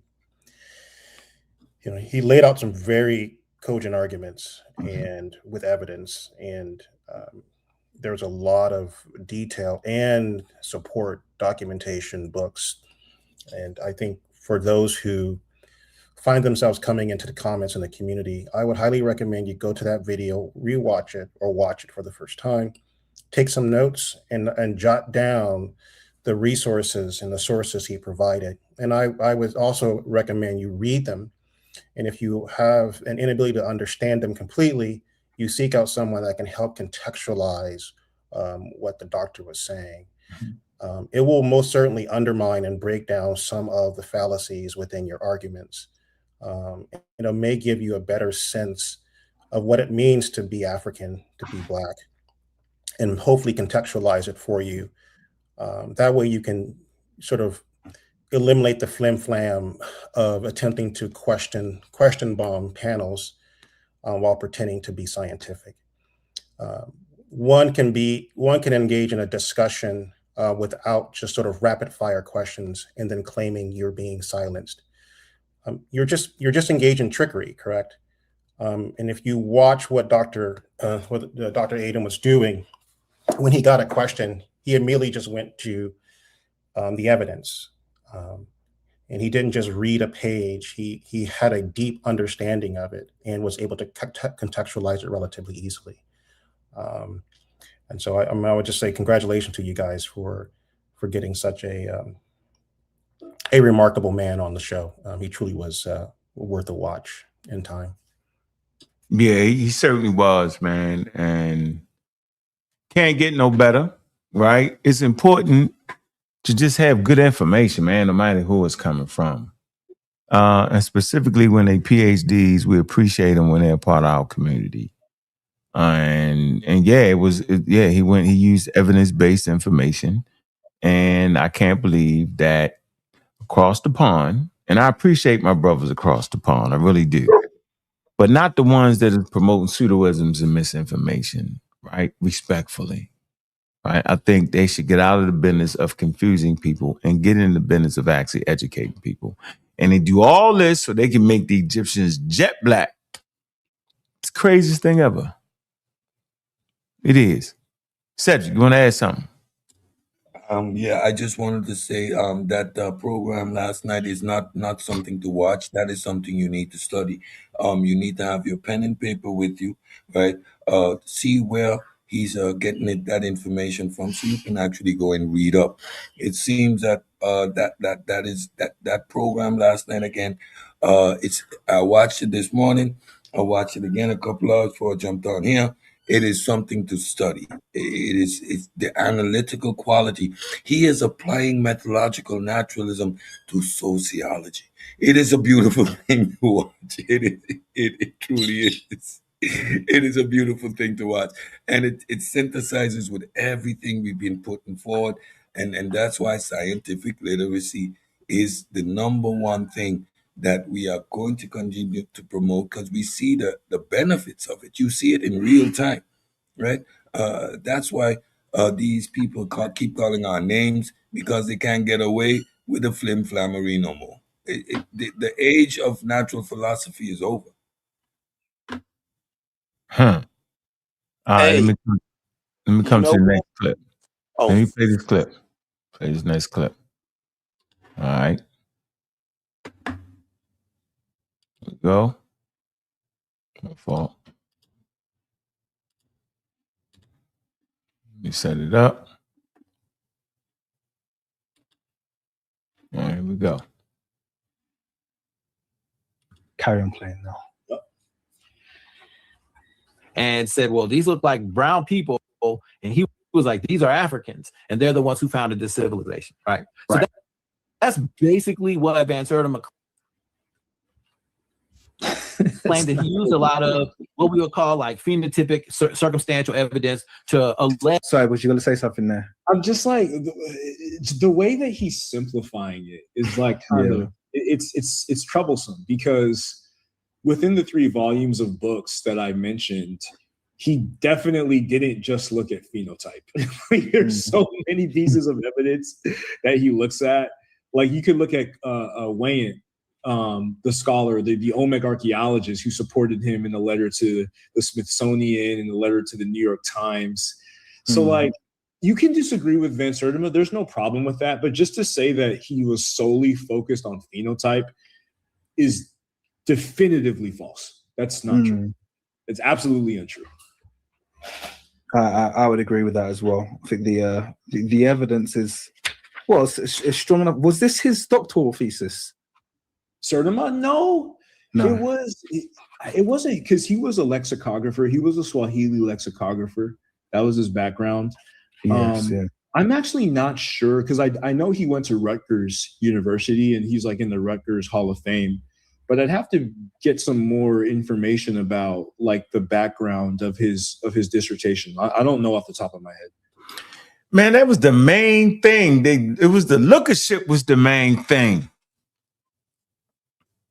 The whole thing hinged off the heads looking like Africans. That was the main base of the conversation. Then he added in the fluff. But the lookership was the most powerful evidence that he had claimed. The phenotype, the big lips. And he just said he looked at a lot of other things. Lookership upon lookership is still lookership. Yeah, I think one of the strongest thing that Dr. John Aden said was like, whenever you have an idea or you want to bounce it against other ideas. So he didn't even tap in with the local population to try to understand their culture, you know what I mean, to get a grasp on what their story is and nothing like that. He just had his own hypothesis and just worked strictly on that and didn't try to foster in any type of other alternative theories that would maybe debunk his position. He just ran at the idea and just ran straight with it, So. But it was based off his preconceived notions and the look of the people. So again, it goes back to what everybody's been saying. People, those guys were doing the best they can with unverified, unqualified, misqualified information, and they made mistakes. Let's just correct their mistakes. I thought that's how you learn. Yeah, but that Ivan wouldn't even retract it. So it's like it wasn't a mistake. It's like he keep fighting against it. Yeah, I understand. And that was because he dug his heels into his position. He sold thousands of books, bro. I mean, hell, I don't know. I don't know if I would ask him to lose all that money. Right. That's probably one of his biggest sellers right there too. That probably one of his biggest sellers right there. Yeah, it's the money is still going. But that don't mean we're not supposed to step forward and correct it. All right, let's move forward. Thousands of dollars. But in academia, you're supposed to move for that. People would have still bought the book, though. That's the crazy part about it, though. That's what he didn't realize about the psyche, right? He could have came and said it, and this generation would have forgot he came and said it and would have continued to buy the damn books. Or two native ancestors, but I still get wholly accepted as being of native ancestry. He's scammed. Whereas if you flip it the other way around, and it's like, well, I'm black and I come from that kind of like secondary ancestry, like you just mentioned there, and there'll be no acceptance of your nativeness. And there's a reason why. Yeah, there's a deeper reason why. The reason why is because after, and I'm specifically speaking in the North American context, after the Civil War and after the emancipation of African slaves, many of these freedmen, they were supposed to be granted citizenship, land allotment of the civilized tribes. They would have gotten access to casino concessions. But if they were allowing that, then a lot of the Africans that they had enslaved previously and their descendants would be eligible for a lot of the wealth that they wanted to keep for themselves. So it's a very vitriolic response because in a sense, it would kind of unseat the racial hierarchy that existed in America if the descendants of Africans enslaved by these groups who definitively mixed with these groups were able to get, reparations in that sense. Yeah. So that's kind of why it exists in the American context. Yeah, absolutely. And then also that brings us on to the whole discussion of the paper genocide, which is a very real thing as well. And I recall multiple conversations I've had with people who are relative experts in the topic of the constantly changing consensus category. Yeah. Yeah, I had a conversation with how the hell do you sit up here and talk to each other and not know y'all wild? They know they wild, man. They know that's that day count. They know it's a Abo bag. Like, they know what it is. Yeah, that's all that Abo stuff. They do it on purpose. Bro. Really? Yeah. Listen good. Listen good. Walter Plecker, all that. Squeezing it in. Sorry, so go ahead. I'm saying they ain't got nothing original. Walter Plecker, they're going to stay around long enough. They can talk about Walter Plecker. You know what I'm saying? That was a white guy. You know what I'm saying? They got the same, all the stuff learned from Dan Calloway. You know what I'm saying? Like I said before, this guy was just strictly Black Egypt. He just expanded his, you know what I mean? I just realized the title was, he criticized Sertima's work. like his book is in academia somewhere. Sitting there, like they teach the college students somewhere. It's great. There's no way, bro. Go ahead, say it. I was just about to say the same thing. That's just like pseudo on pseudo and dancing back and forth on pseudo. Y'all discussing a book that is no longer in academia, a position that has long been put to rest, right? We have genetic evidence now. We understand what's going on. Why insist on carrying this narrative forward? It's all a ploy for the Abos. It's Abo rhetoric. You hear it. He's squeezing it in there, like the same talking points: the great displacement, reparations. You're hearing it, right? So they're just switching the tone, going with what the algorithm tells them is popular. This is a scammery, and this is plain glamoury. Shout out to Unbiased. Man, I just can't believe. Like, how do you? Seriously, man. Like, you just sit there and have a comment and listen to each other make up stuff, man. Let's tease that out a little bit. What does it take anybody on this panel to sit there and listen to each other just make up shit? Do we know we making it? Like, what? Like, you mean y'all trying to tell me? I'm gonna go down the line. I'm gonna start with you, Cedric. Cedric, are you really trying to tell me that they sitting there having that conversation, thinking anything they say makes sense, or they just it's a 100% scam for the program, for the views? That right there is 100% scam. Come on, we argue whether we are reading the source correct. We have the source, and we argue about the proper tonation. You're saying that wrong. Does it actually mean that? Come on, how would that be possible? How would we have such a conversation ever? Like my boy Roy earlier, he's making a claim without a source. We don't get beyond that point. So that's a level of disingenuousness you're seeing there. They're downright scamming. Gotta be, right? They're playing the algorithm. Come on, man. Gotta be. Sabio. Could you imagine a world we just having a conversation scamming? See who can promote the most scam? Absolutely not. But that's what it sounds like in that conversation. But I kind of can, because when I heard Billy Carson talking to some other pseudo, I was like, they trying to see, was it Terrence Howard? I think it was him and Terrence Howard. Yep. Who can scam the best? Yo, if y'all ain't never listened to that conversation. That is crazy. Wow. Hey, Grant. So can you imagine, in the conversation where two people are so incoherent that they really think that they saying something is accurate, or you think they just having that conversation for views and it's just a pure scam? I think it starts off as a layer of belief, correct? That there's already a foundation and they're already steeped in pseudoisms. But then the money becomes so good, and I think it just switches for them, where the lying is almost it's a feature, not a bug, because the financial reward sort of reinforces their ignorance. So therefore, I said this thing, people are agreeing, and I'm getting paid to do it. Therefore, it's right. They already have a foundation of having illogical fallacies, correct? They already have this baseline understanding of the world, and then they just transfer it to this idea. I've said something, whether stupid or not, I've been rewarded for it, and I have people willing to pay for it. Therefore, I'm right. I think they're operating in both these worlds. Both, I think, underneath it, I think they know that they're lying.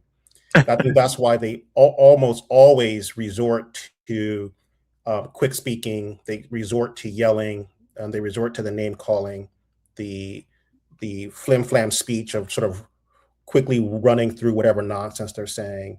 But I also think part of them, they have convinced themselves of these lies for so long that I don't think they're able to distinguish between what was once truth and once is what they've made up. So it truly is a remarkable thing to watch, though. It's a train wreck. It's a train wreck of stupidity.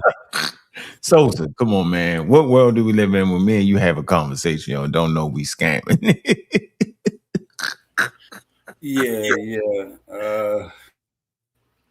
Like I said, I don't know. I think like I kind of agree with Grant. They may have started off one way, but when all this evidence shows up, and then the science shows up, and then you assert things like, start saying things like white people, Eurocentric. You know what I'm saying? When you start saying things like that, that means you pretty much know that your evidence is shaky, and you're using these, the buzzwords to distract your listeners. Once I see you doing that, I automatically assume that's some type of nefarious deed being done there. You know what I'm saying? So that's how I look at it. Because every time you get to the science, hey, with the price of gas nowadays, how do you afford all this gaslighting? So I mean, Sunchild, man. How can my opinion be gaslight? Yeah, that's crazy. That's crazy. Sunchild. Not just you, Sosa. I'm talking in general, brother. It's a lot of gaslighting going on. How do you get Sunchild? How does he feel? How do you feel about that sentiment first? We got to sue up here. No, I'm great answer. I'm great answer. Sunchild. Y'all ain't getting your gas from the Strait of Hormuz. I tell you that. Y'all getting your gas from West Africa. Come on, the real one on the panel. I'm about to ask. I got a lot of gas to light. All right, hold on. We're not lighting no Sunchild. Do you live in a world where you could have a conversation with a person on a subject and both y'all is just making it up? How does that work? Without that only work. That doesn't work, brother. Only when you're gaslighting. Ain't no way you think these brothers really do not have as much integrity as you do in what they believe. In what they believe, and you can only argue against their integrity by gaslighting and say that in the background they're just counting money somewhere. Okay, Sunshine, what if you got the whole super pack? You a black elbow, you a black Moor, and then you add the flat earth to it. Like, you don't think I can't hear you over Cedric laughing. Let Cedric get it out. Let me ask you this. All right, but listen. Let me ask you this though, Sunshine. I'm curious. Do you think that there's good evidence to support Africans traveling to the Americas? No. Oh snap! Snap! What the hell? Hey, Sunshine, you just bossed up right there. You just glowed up some points right there, bro. What did he say? You said no. No, I said, listen, on what the brother Dr. Aden said about Ivan van Sertima, I don't have a problem with that. I've never been one to argue that Africans came here as maybe in my younger days it was exciting to hear, but from the evidence that I've heard, especially from yesterday, I wouldn't make that claim. Damn, all right. I'm out the way. But there are other things. I don't think I disagreed with him on anything. That's why I really enjoyed him. I really appreciated him. I can't think of anything that I would say I disagree with him on.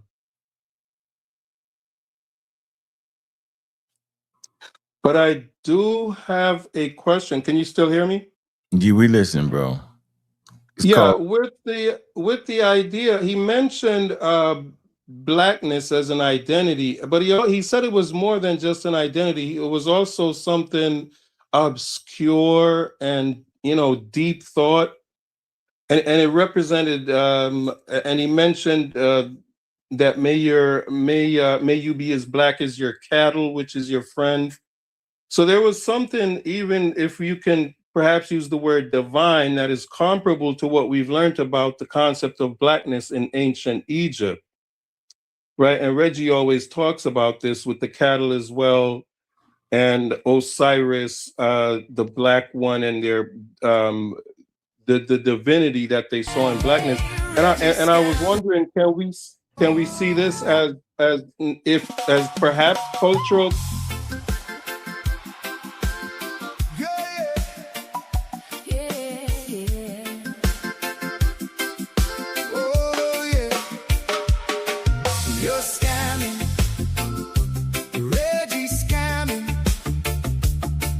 Causing people to scam it. Why you got triggered by Reggie, man? All I had to say was Reggie. You're scamming, and I know you like scamming too. Hey, Reggie scamming. Feel the rhythm in the yard. You're scamming, moving steady, moving hard.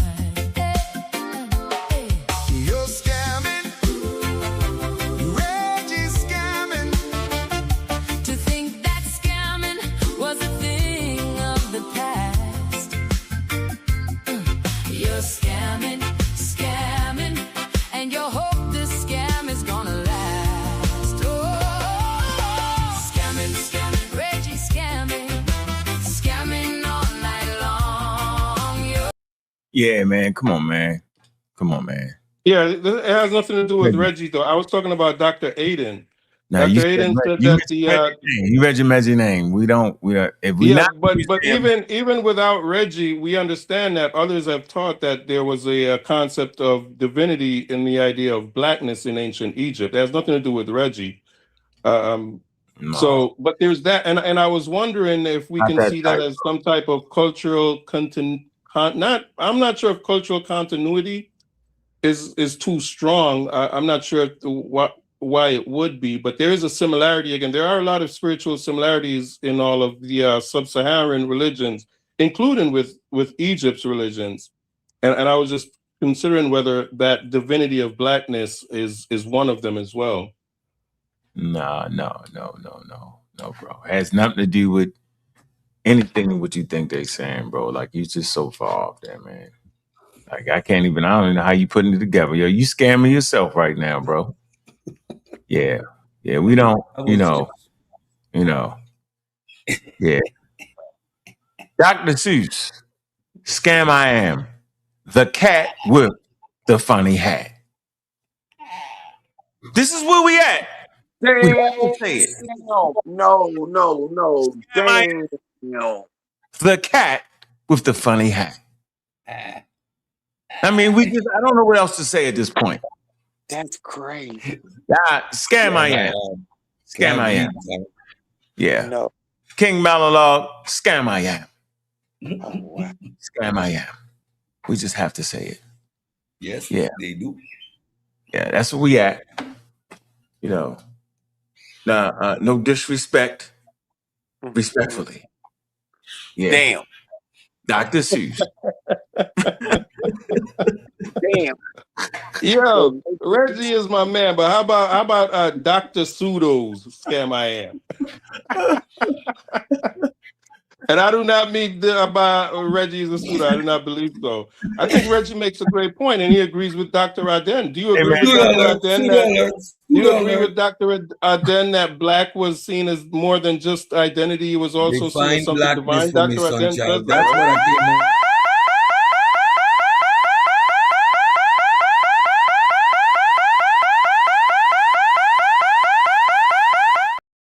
It's a double entendre.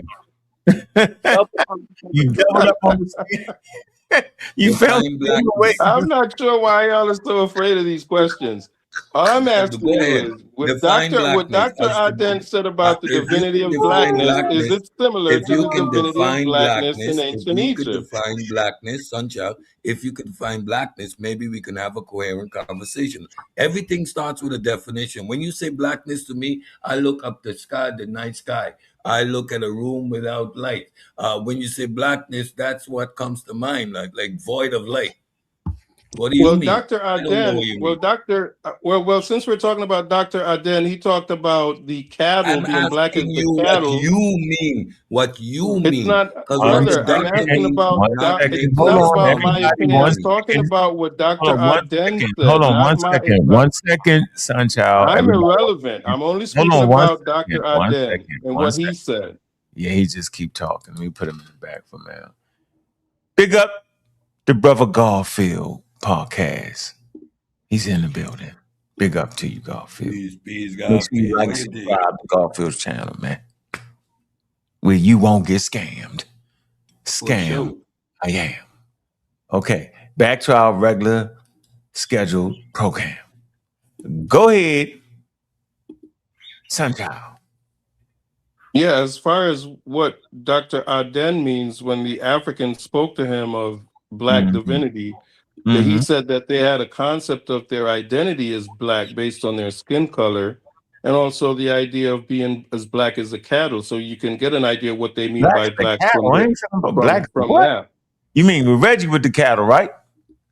No. Dr. Aden mentioned there was a West African saying, "May you be as black as the cattle, which is your best friend."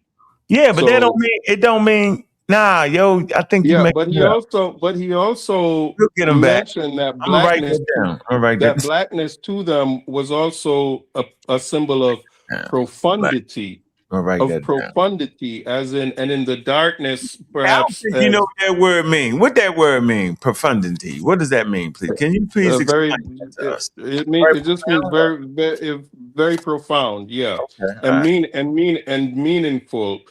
So they're seeing the blackness as in the source of the light, where the light comes from, and it's a source which is very profound. So everything is the idea that everything comes out of the blackness. No. But they have, if you can use the word divine, a divine sense of the blackness, and that's what the Egyptians had as well, a divine sense of blackness. And I'm saying that, can we see a cultural continuity, or at least a similarity there, that is something that connects Egypt with the Western and Sub-Saharan Africans spiritually? Connect the dots. Y'all see where we going? You see where we going? We are Egyptians again. Yeah, it's too powerful. The dots are too powerful. To me, I thought what he was saying is that I wanted to see, because I heard that part, I wanted to see if the blackness was in reference to the skin per second. He did say that they had a reverence for the color black, like in other cultures can have a reverence for the color black. That blackness had significant meaning, so that when they say "May you be as black as the cattle," the blackness just symbolizing, their appreciation and love for the color black. I'm saying, but not necessarily meaning that we are black. So I want to see what was meant by that. No, he used the words Farafina, Far meaning African, and Feen, he said that they identified as black, and black as far as the color of the skin. He did say that. I want to see that. So there's a section, he says it at the 1 minute mark, 107. And he says that black is obscurity, and it can be clear, and they would throw white powder. So in essence, it could be any number of things that was layered. So in essence, and he said it wasn't used in a racialized way. Okay, we use it today. He actually used the word proto-racialized, Grant, and he did see, and he said they did have they did realize that the differences within the shade or skin tones. Yeah, we'll play it. Yes, if you go a little bit further, even if you were to say, like, so when you say that, in essence, they still had demarcation line because of where they landed in the skin chart, correct? Where they were more likely to be of a darker tone. Other groups in the area that may have they come in contact with, they would not have considered them to be within the construct of Black, because there wasn't this universal sense of Black the way that we use it. And so when you're talking about different African groups, there is no clear evidence that they were all walking around saying we are homies because we share melanated skin. They were sitting there saying, I have a different tone than this other group of people, and they were referencing against themselves and others within that group. But most narrowly, when they were talking about this obscurity that they're talking about, I think they call it the DIAD, D-I-A-D. In essence, he was saying that was only in reference to them or those within their general range, not necessarily more broadly of those on the African continent. Does that make sense? Yeah, and I never made the claim that they wanted that they expressed we're gonna play him in his own words. continental. I never made that claim. They were referring to you made that claim. You don't have to become so sensitive so quickly. I was just explaining what he said. So no, I'm not being sensitive. I'm just clarifying that you're saying something I didn't. You're saying I'm making a claim that I didn't make. What he said and given the context. Does that make sense? Yeah. Okay. Good. Yeah. Sure. As long as what I. All right, we got you. We're gonna play the Sunchild. Let's just play this. Let's play his own words, and then I know I wouldn't ask for clarity on it. All right, Sunchild. We're gonna Sunflower. Let's do this. So where you say it was at, Grant? 105 hour 5 minutes. What? It's like 1 minute and about 5 seconds, maybe plus or minus. All right, let's see. It doesn't. Yeah. Just to say, I'm married to Gambian. Let me see what that. They have Denisovan DNA. It's 207. And there's people in the Philippines. There are people that the Spaniards called Negritos. And this is thousands of math. Sometimes it can be clear. Mm-hmm.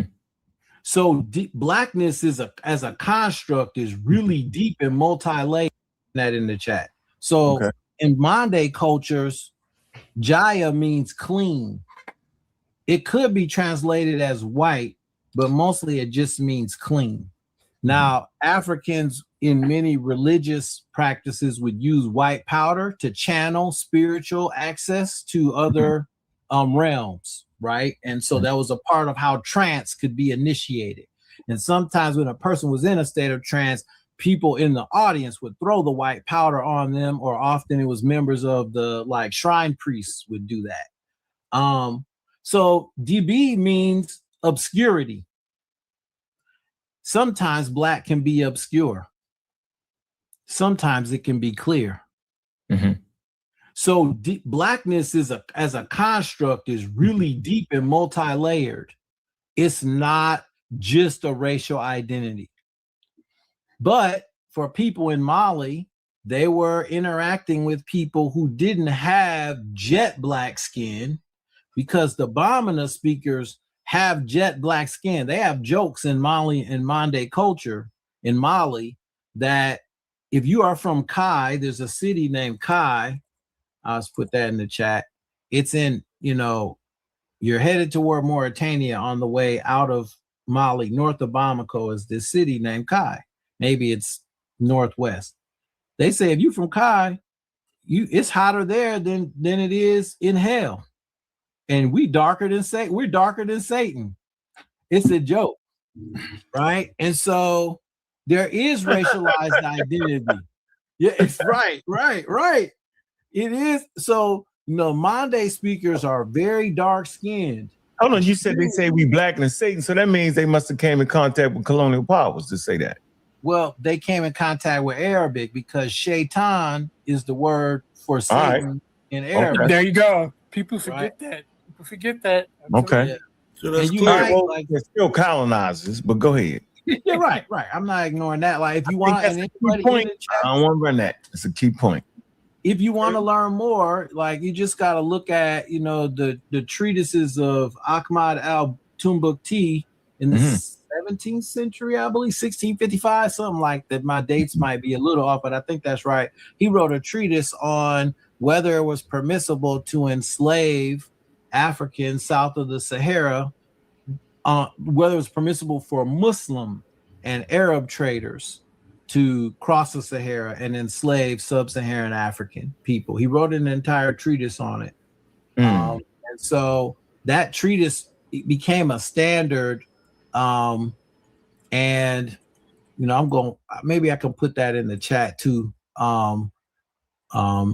But the treatise, I'm struggling with remembering the name of it off the top of my head, but it's called the Miraj al Sud. Yeah, I'll put this in the chat. People can just Google it if they want. We just call it the Miraj for short. This treatise was the first Arab, well, at least that we know of. It was the first Muslim/Arab examination of race in North Africa in relationship to sub-Saharan Africa. And so in it, he basically argued according to the Quran, you have to set an enslaved person free if they converted to Islam. But that wasn't happening in the region. And so he's writing this treatise to castigate the slave traders in North Africa for doing that. Well, the slave traders took that document and used it to extend the slave trade even deeper. And so it didn't have the effect he intended. So there are ideas about race. We'd probably call them proto ideas about race in Africa south of the Sahara. And then, when you see people who look at the Khoisan speakers in Southern Africa, they say, oh, well, these people aren't black. Like they have more reddish tones in their skin. So there were, now I'm glad you asked this question. What we're really talking about on one level is colorism, but not with the modern overlay. Like for the Arabs and the Muslims, yes, they developed their own, I'll call it their own Arab supremacist ideas about whiteness. They did, right? And we know that some of those ideas arrived south of the Sahara and affected some of the people who live south of the Sahara, right? And so, a modern Malian wedding is really fascinating. Wives, especially elite wives, will have a lot of base on their faces and their necks and their arms. And they don't look like how you would see them in everyday life, where their skin is much darker. And I would ask women who are getting married, like, is there a reason why people do that? And the women would say, yeah, it's French. This is French. This is the French standard, the French culture. They'd wear wigs, etc. The husbands never did that. So race is real complicated in African societies, and the farther back you go. But you're right. It wasn't the modern notion of race. No, it wasn't. Okay. These were other culturally bound ideas about race in those societies. So here's the one. Hope to start the fight up again. Did the Egyptians call themselves the black people? Stop it. Stop it. You guys give me in real trouble. Man, look, I just want to, shoot. You clowning. I'll leave that with Jabari to figure out.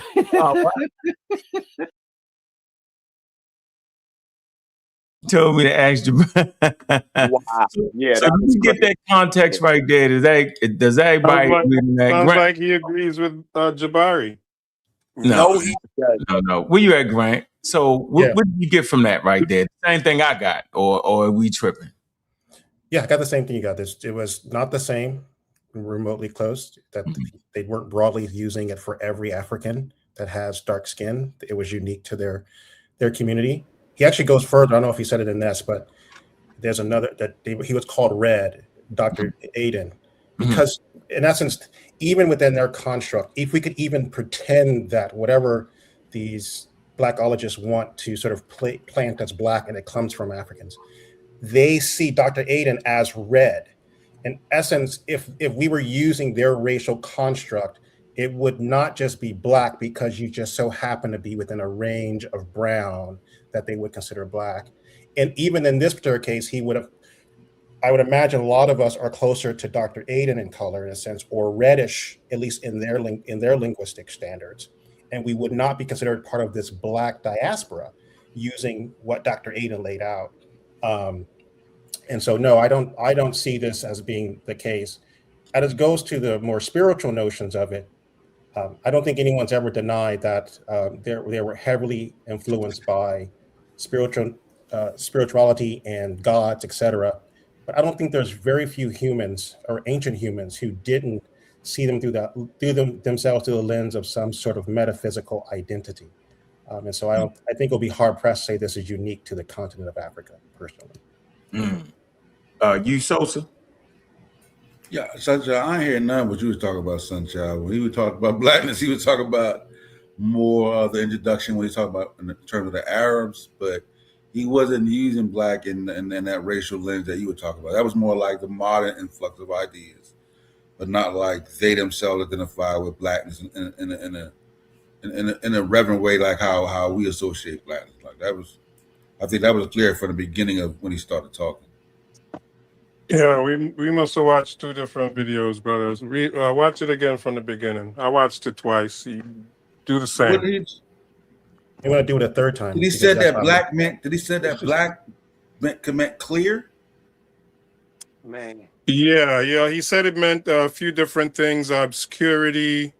I forget the other words that he used, but there were words to the essence of something profound and perhaps even mysterious in blackness, which you can make the relation to the Egyptian concept of the divinity of blackness as well.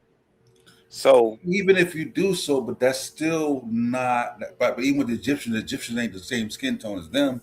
But the point being is that the idea that this blackness was appreciated, the color black, right? So when they associate, when they call somebody else black, it's not necessarily a reference of them being this universal black.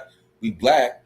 It's more that black has a certain type of cachet to it, and to call someone black or to represent that is a beautiful thing. Well, there's the argument that he was speaking to someone contemporary, and he did use the word Africa, Farafina, Africa black or black African, is the way he was. So there is, in essence, something perhaps African, wholly African in that concept of blackness there as well. I wouldn't deny that, but I won't speak for him. But that's what I took from it. He was expressing that there was a concept of black Africanness in that Farafina. So, and then the idea. Clip? I'm sorry? Was that a different clip? Perhaps. Farafina, that one thing. You talked about the people of Mali. And he said, he mentioned speaking to some folks. You probably remember he also mentioned the griot. He sat at the griot's feet and he spoke to the griot. I think it was a different story about some other folks who talked to him about Farafina. It's the same people, I believe, when he said that he said, we haven't seen you for 300 years. Right. And he said he almost cried. Even in the video, he said he almost cried just thinking about it because they accepted him home as a son, if you will, the griot. Because he was there's a section where he's talking about, this is where he was talking mainly about the part of where did we come over to, was there African migration to the Americas? And so what he was pointing out, and the part he was saying he was tearing up, is because as he's walking through, he would see individuals who shared his facial structure, correct, that looked like him. And so he referenced that this guy, I saw my cousin, in essence. This is Dr. Aden speaking as himself. He is saying at this moment that I see my cousin, I see my brother. We all look alike. We look alike. And in essence, we have this shared identity with West Africans.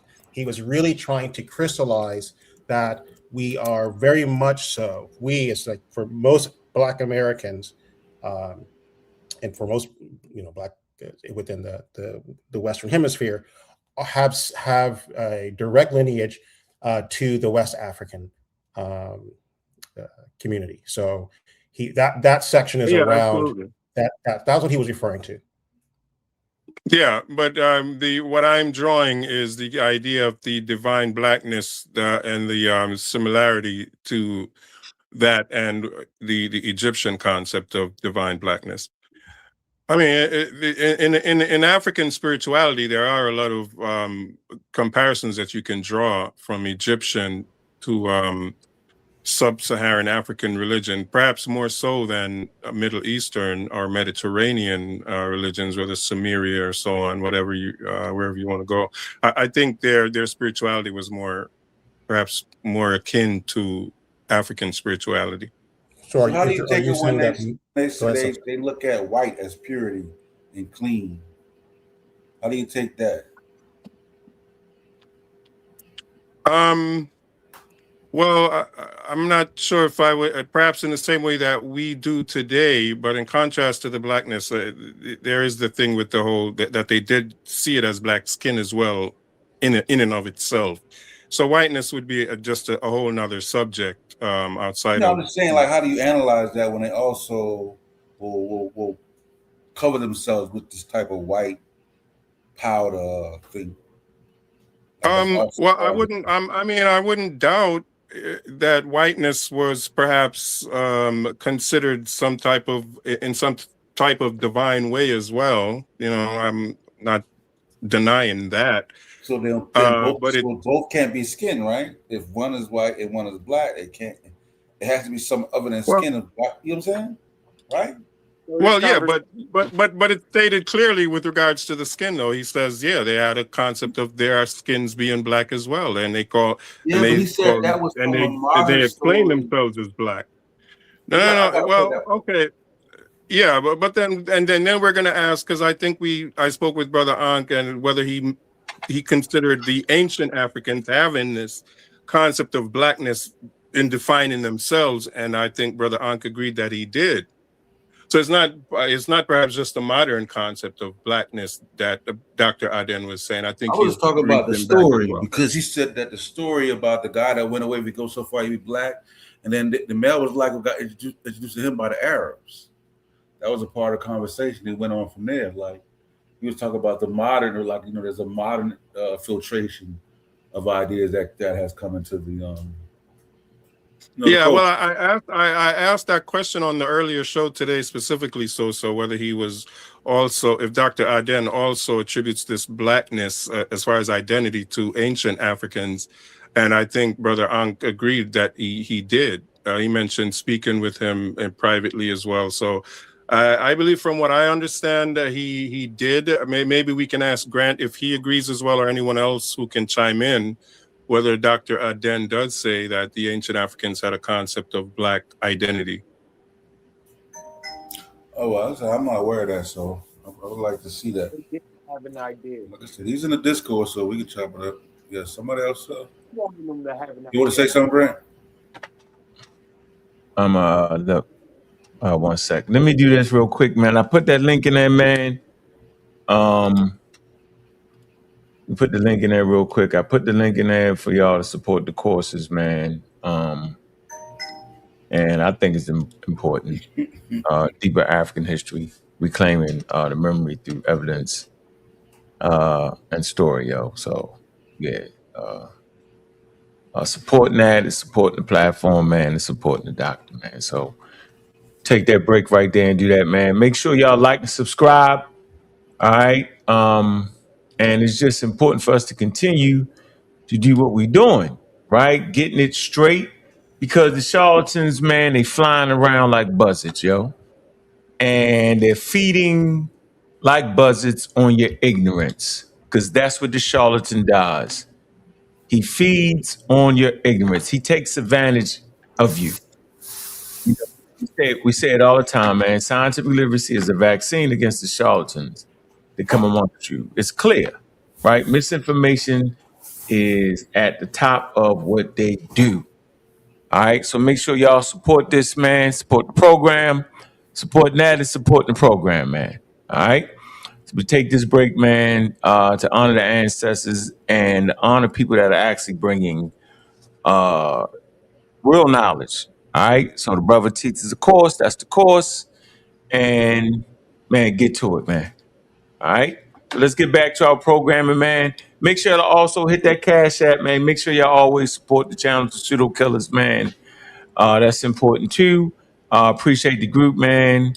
Big up to Cedric to getting this momentum going in the right direction for the channels, because we all benefit. Big up to Sister Juju. She did a powerful show. I wish she could have called this morning because we really got to talking about that.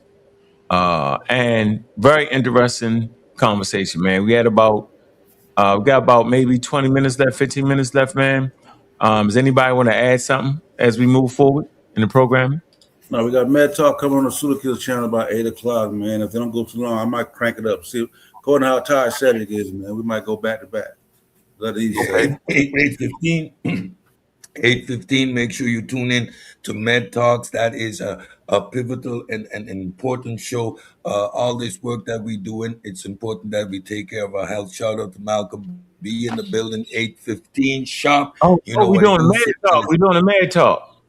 Med Talk, 8:15. 8:15, be in the building. Malcolm's got a presentation for the heart, blood pressure, all of that systolic pressure. You're all going to get another lesson. And of course, your heart health, especially for us, seeing the heart, seeing all the stress. So you trying to go again after that, Cedric, or no? You trying to go again after that? Depending on how late it goes, man. And listen, I can push anything back. As long as all the pseudo killers are working, I'm happy. I'll make space any day. So we can do that at any time. You go right. If it go past like 10 or 10:30, then nah. But if it ain't, you know what I mean, if we start short, then yeah. Yeah, depends on how late we go. I might just go back to back, but we'll give Malcolm all the room and the time he needs, of course. So see us back at 8:15 sharp on the Pseudo Killers for the Med Talks with Malcolm, Mac Rob, aka Thanos. All right, yo, hey, peace, everybody. I'm out. All right, man. Listen, man. Closing marks, man. How about you, Grant? Got something to close on? Yeah, just appreciate you guys having me on. You guys are awesome. Actually, appreciate you, man. Hey, man, if y'all want to hear more for Grant, more for Cedric, Sabian, you know what I mean? Man, catch us in the damn server, man, where you get them quality conversations, man. Sabian, any closing remarks? Nah, you've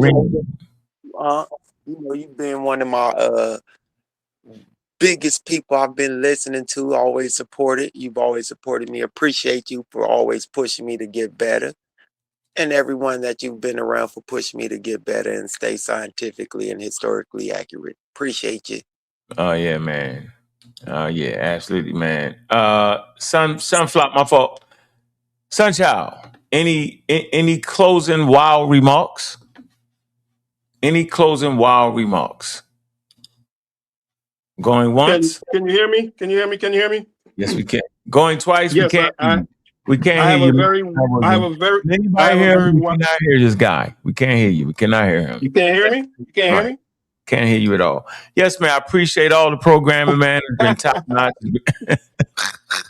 Unbelievable. Well, peace, we'll just leave it at that, man.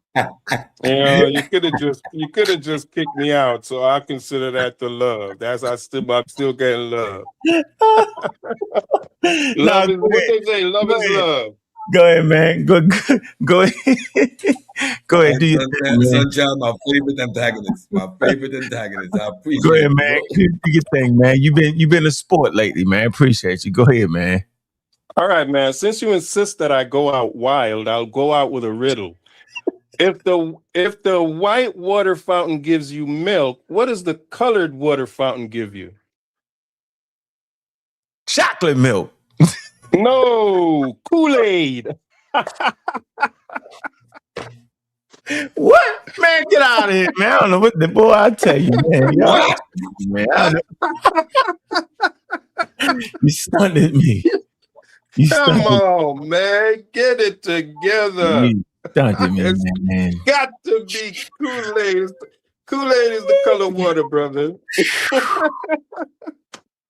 Wow. All right, brother. All right, peace, y'all. Peace, man. Thanks for having me. Peace out. Hey, look, man, we had a powerful show, man. and I swear to goodness, man, it's been fun, man. It's been definitely fun, man. It's been fun.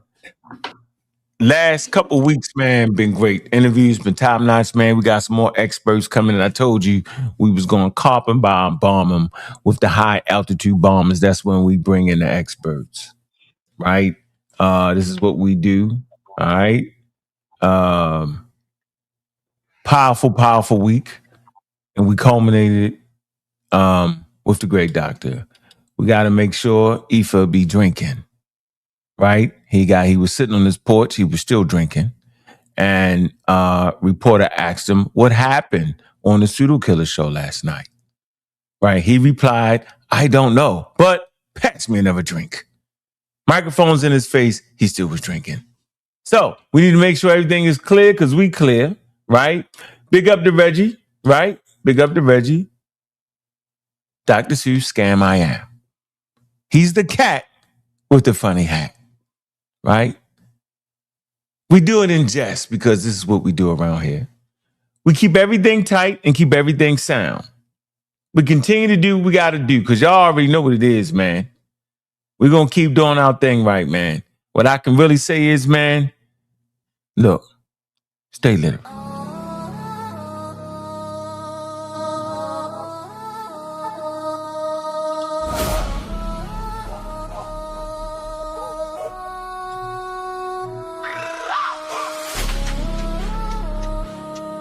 Stay literate.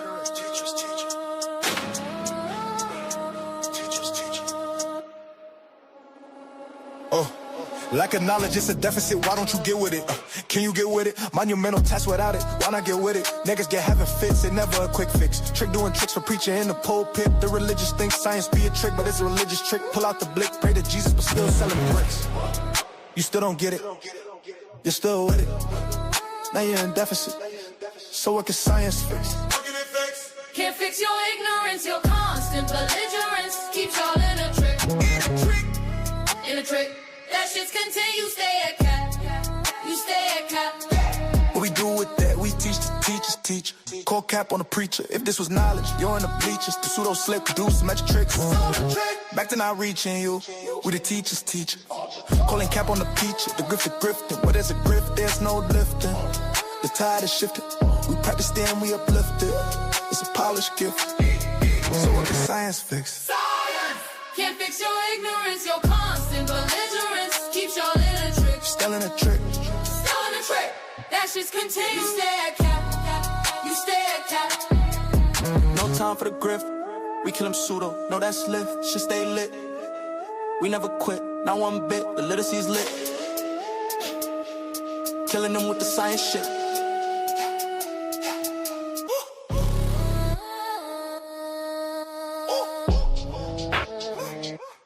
Teacher.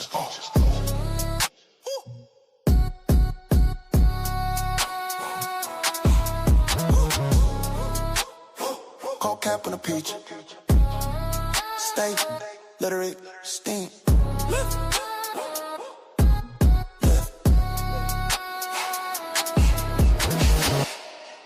Man, we got health talk right here, man. My fault. Heart health. Med Talk, man, with Malcolm coming up at 8 o'clock, man, on the Pseudo Killers, man. Make sure y'all like and subscribe to the family of shows, man. We doing our thing, man. Big up to Dr. Aden, man. We appreciate his work, man. Make sure you get his program. We drop the links right there, man. And guess what, yo? I'm your host, Bobby Banger. And with that, we are out.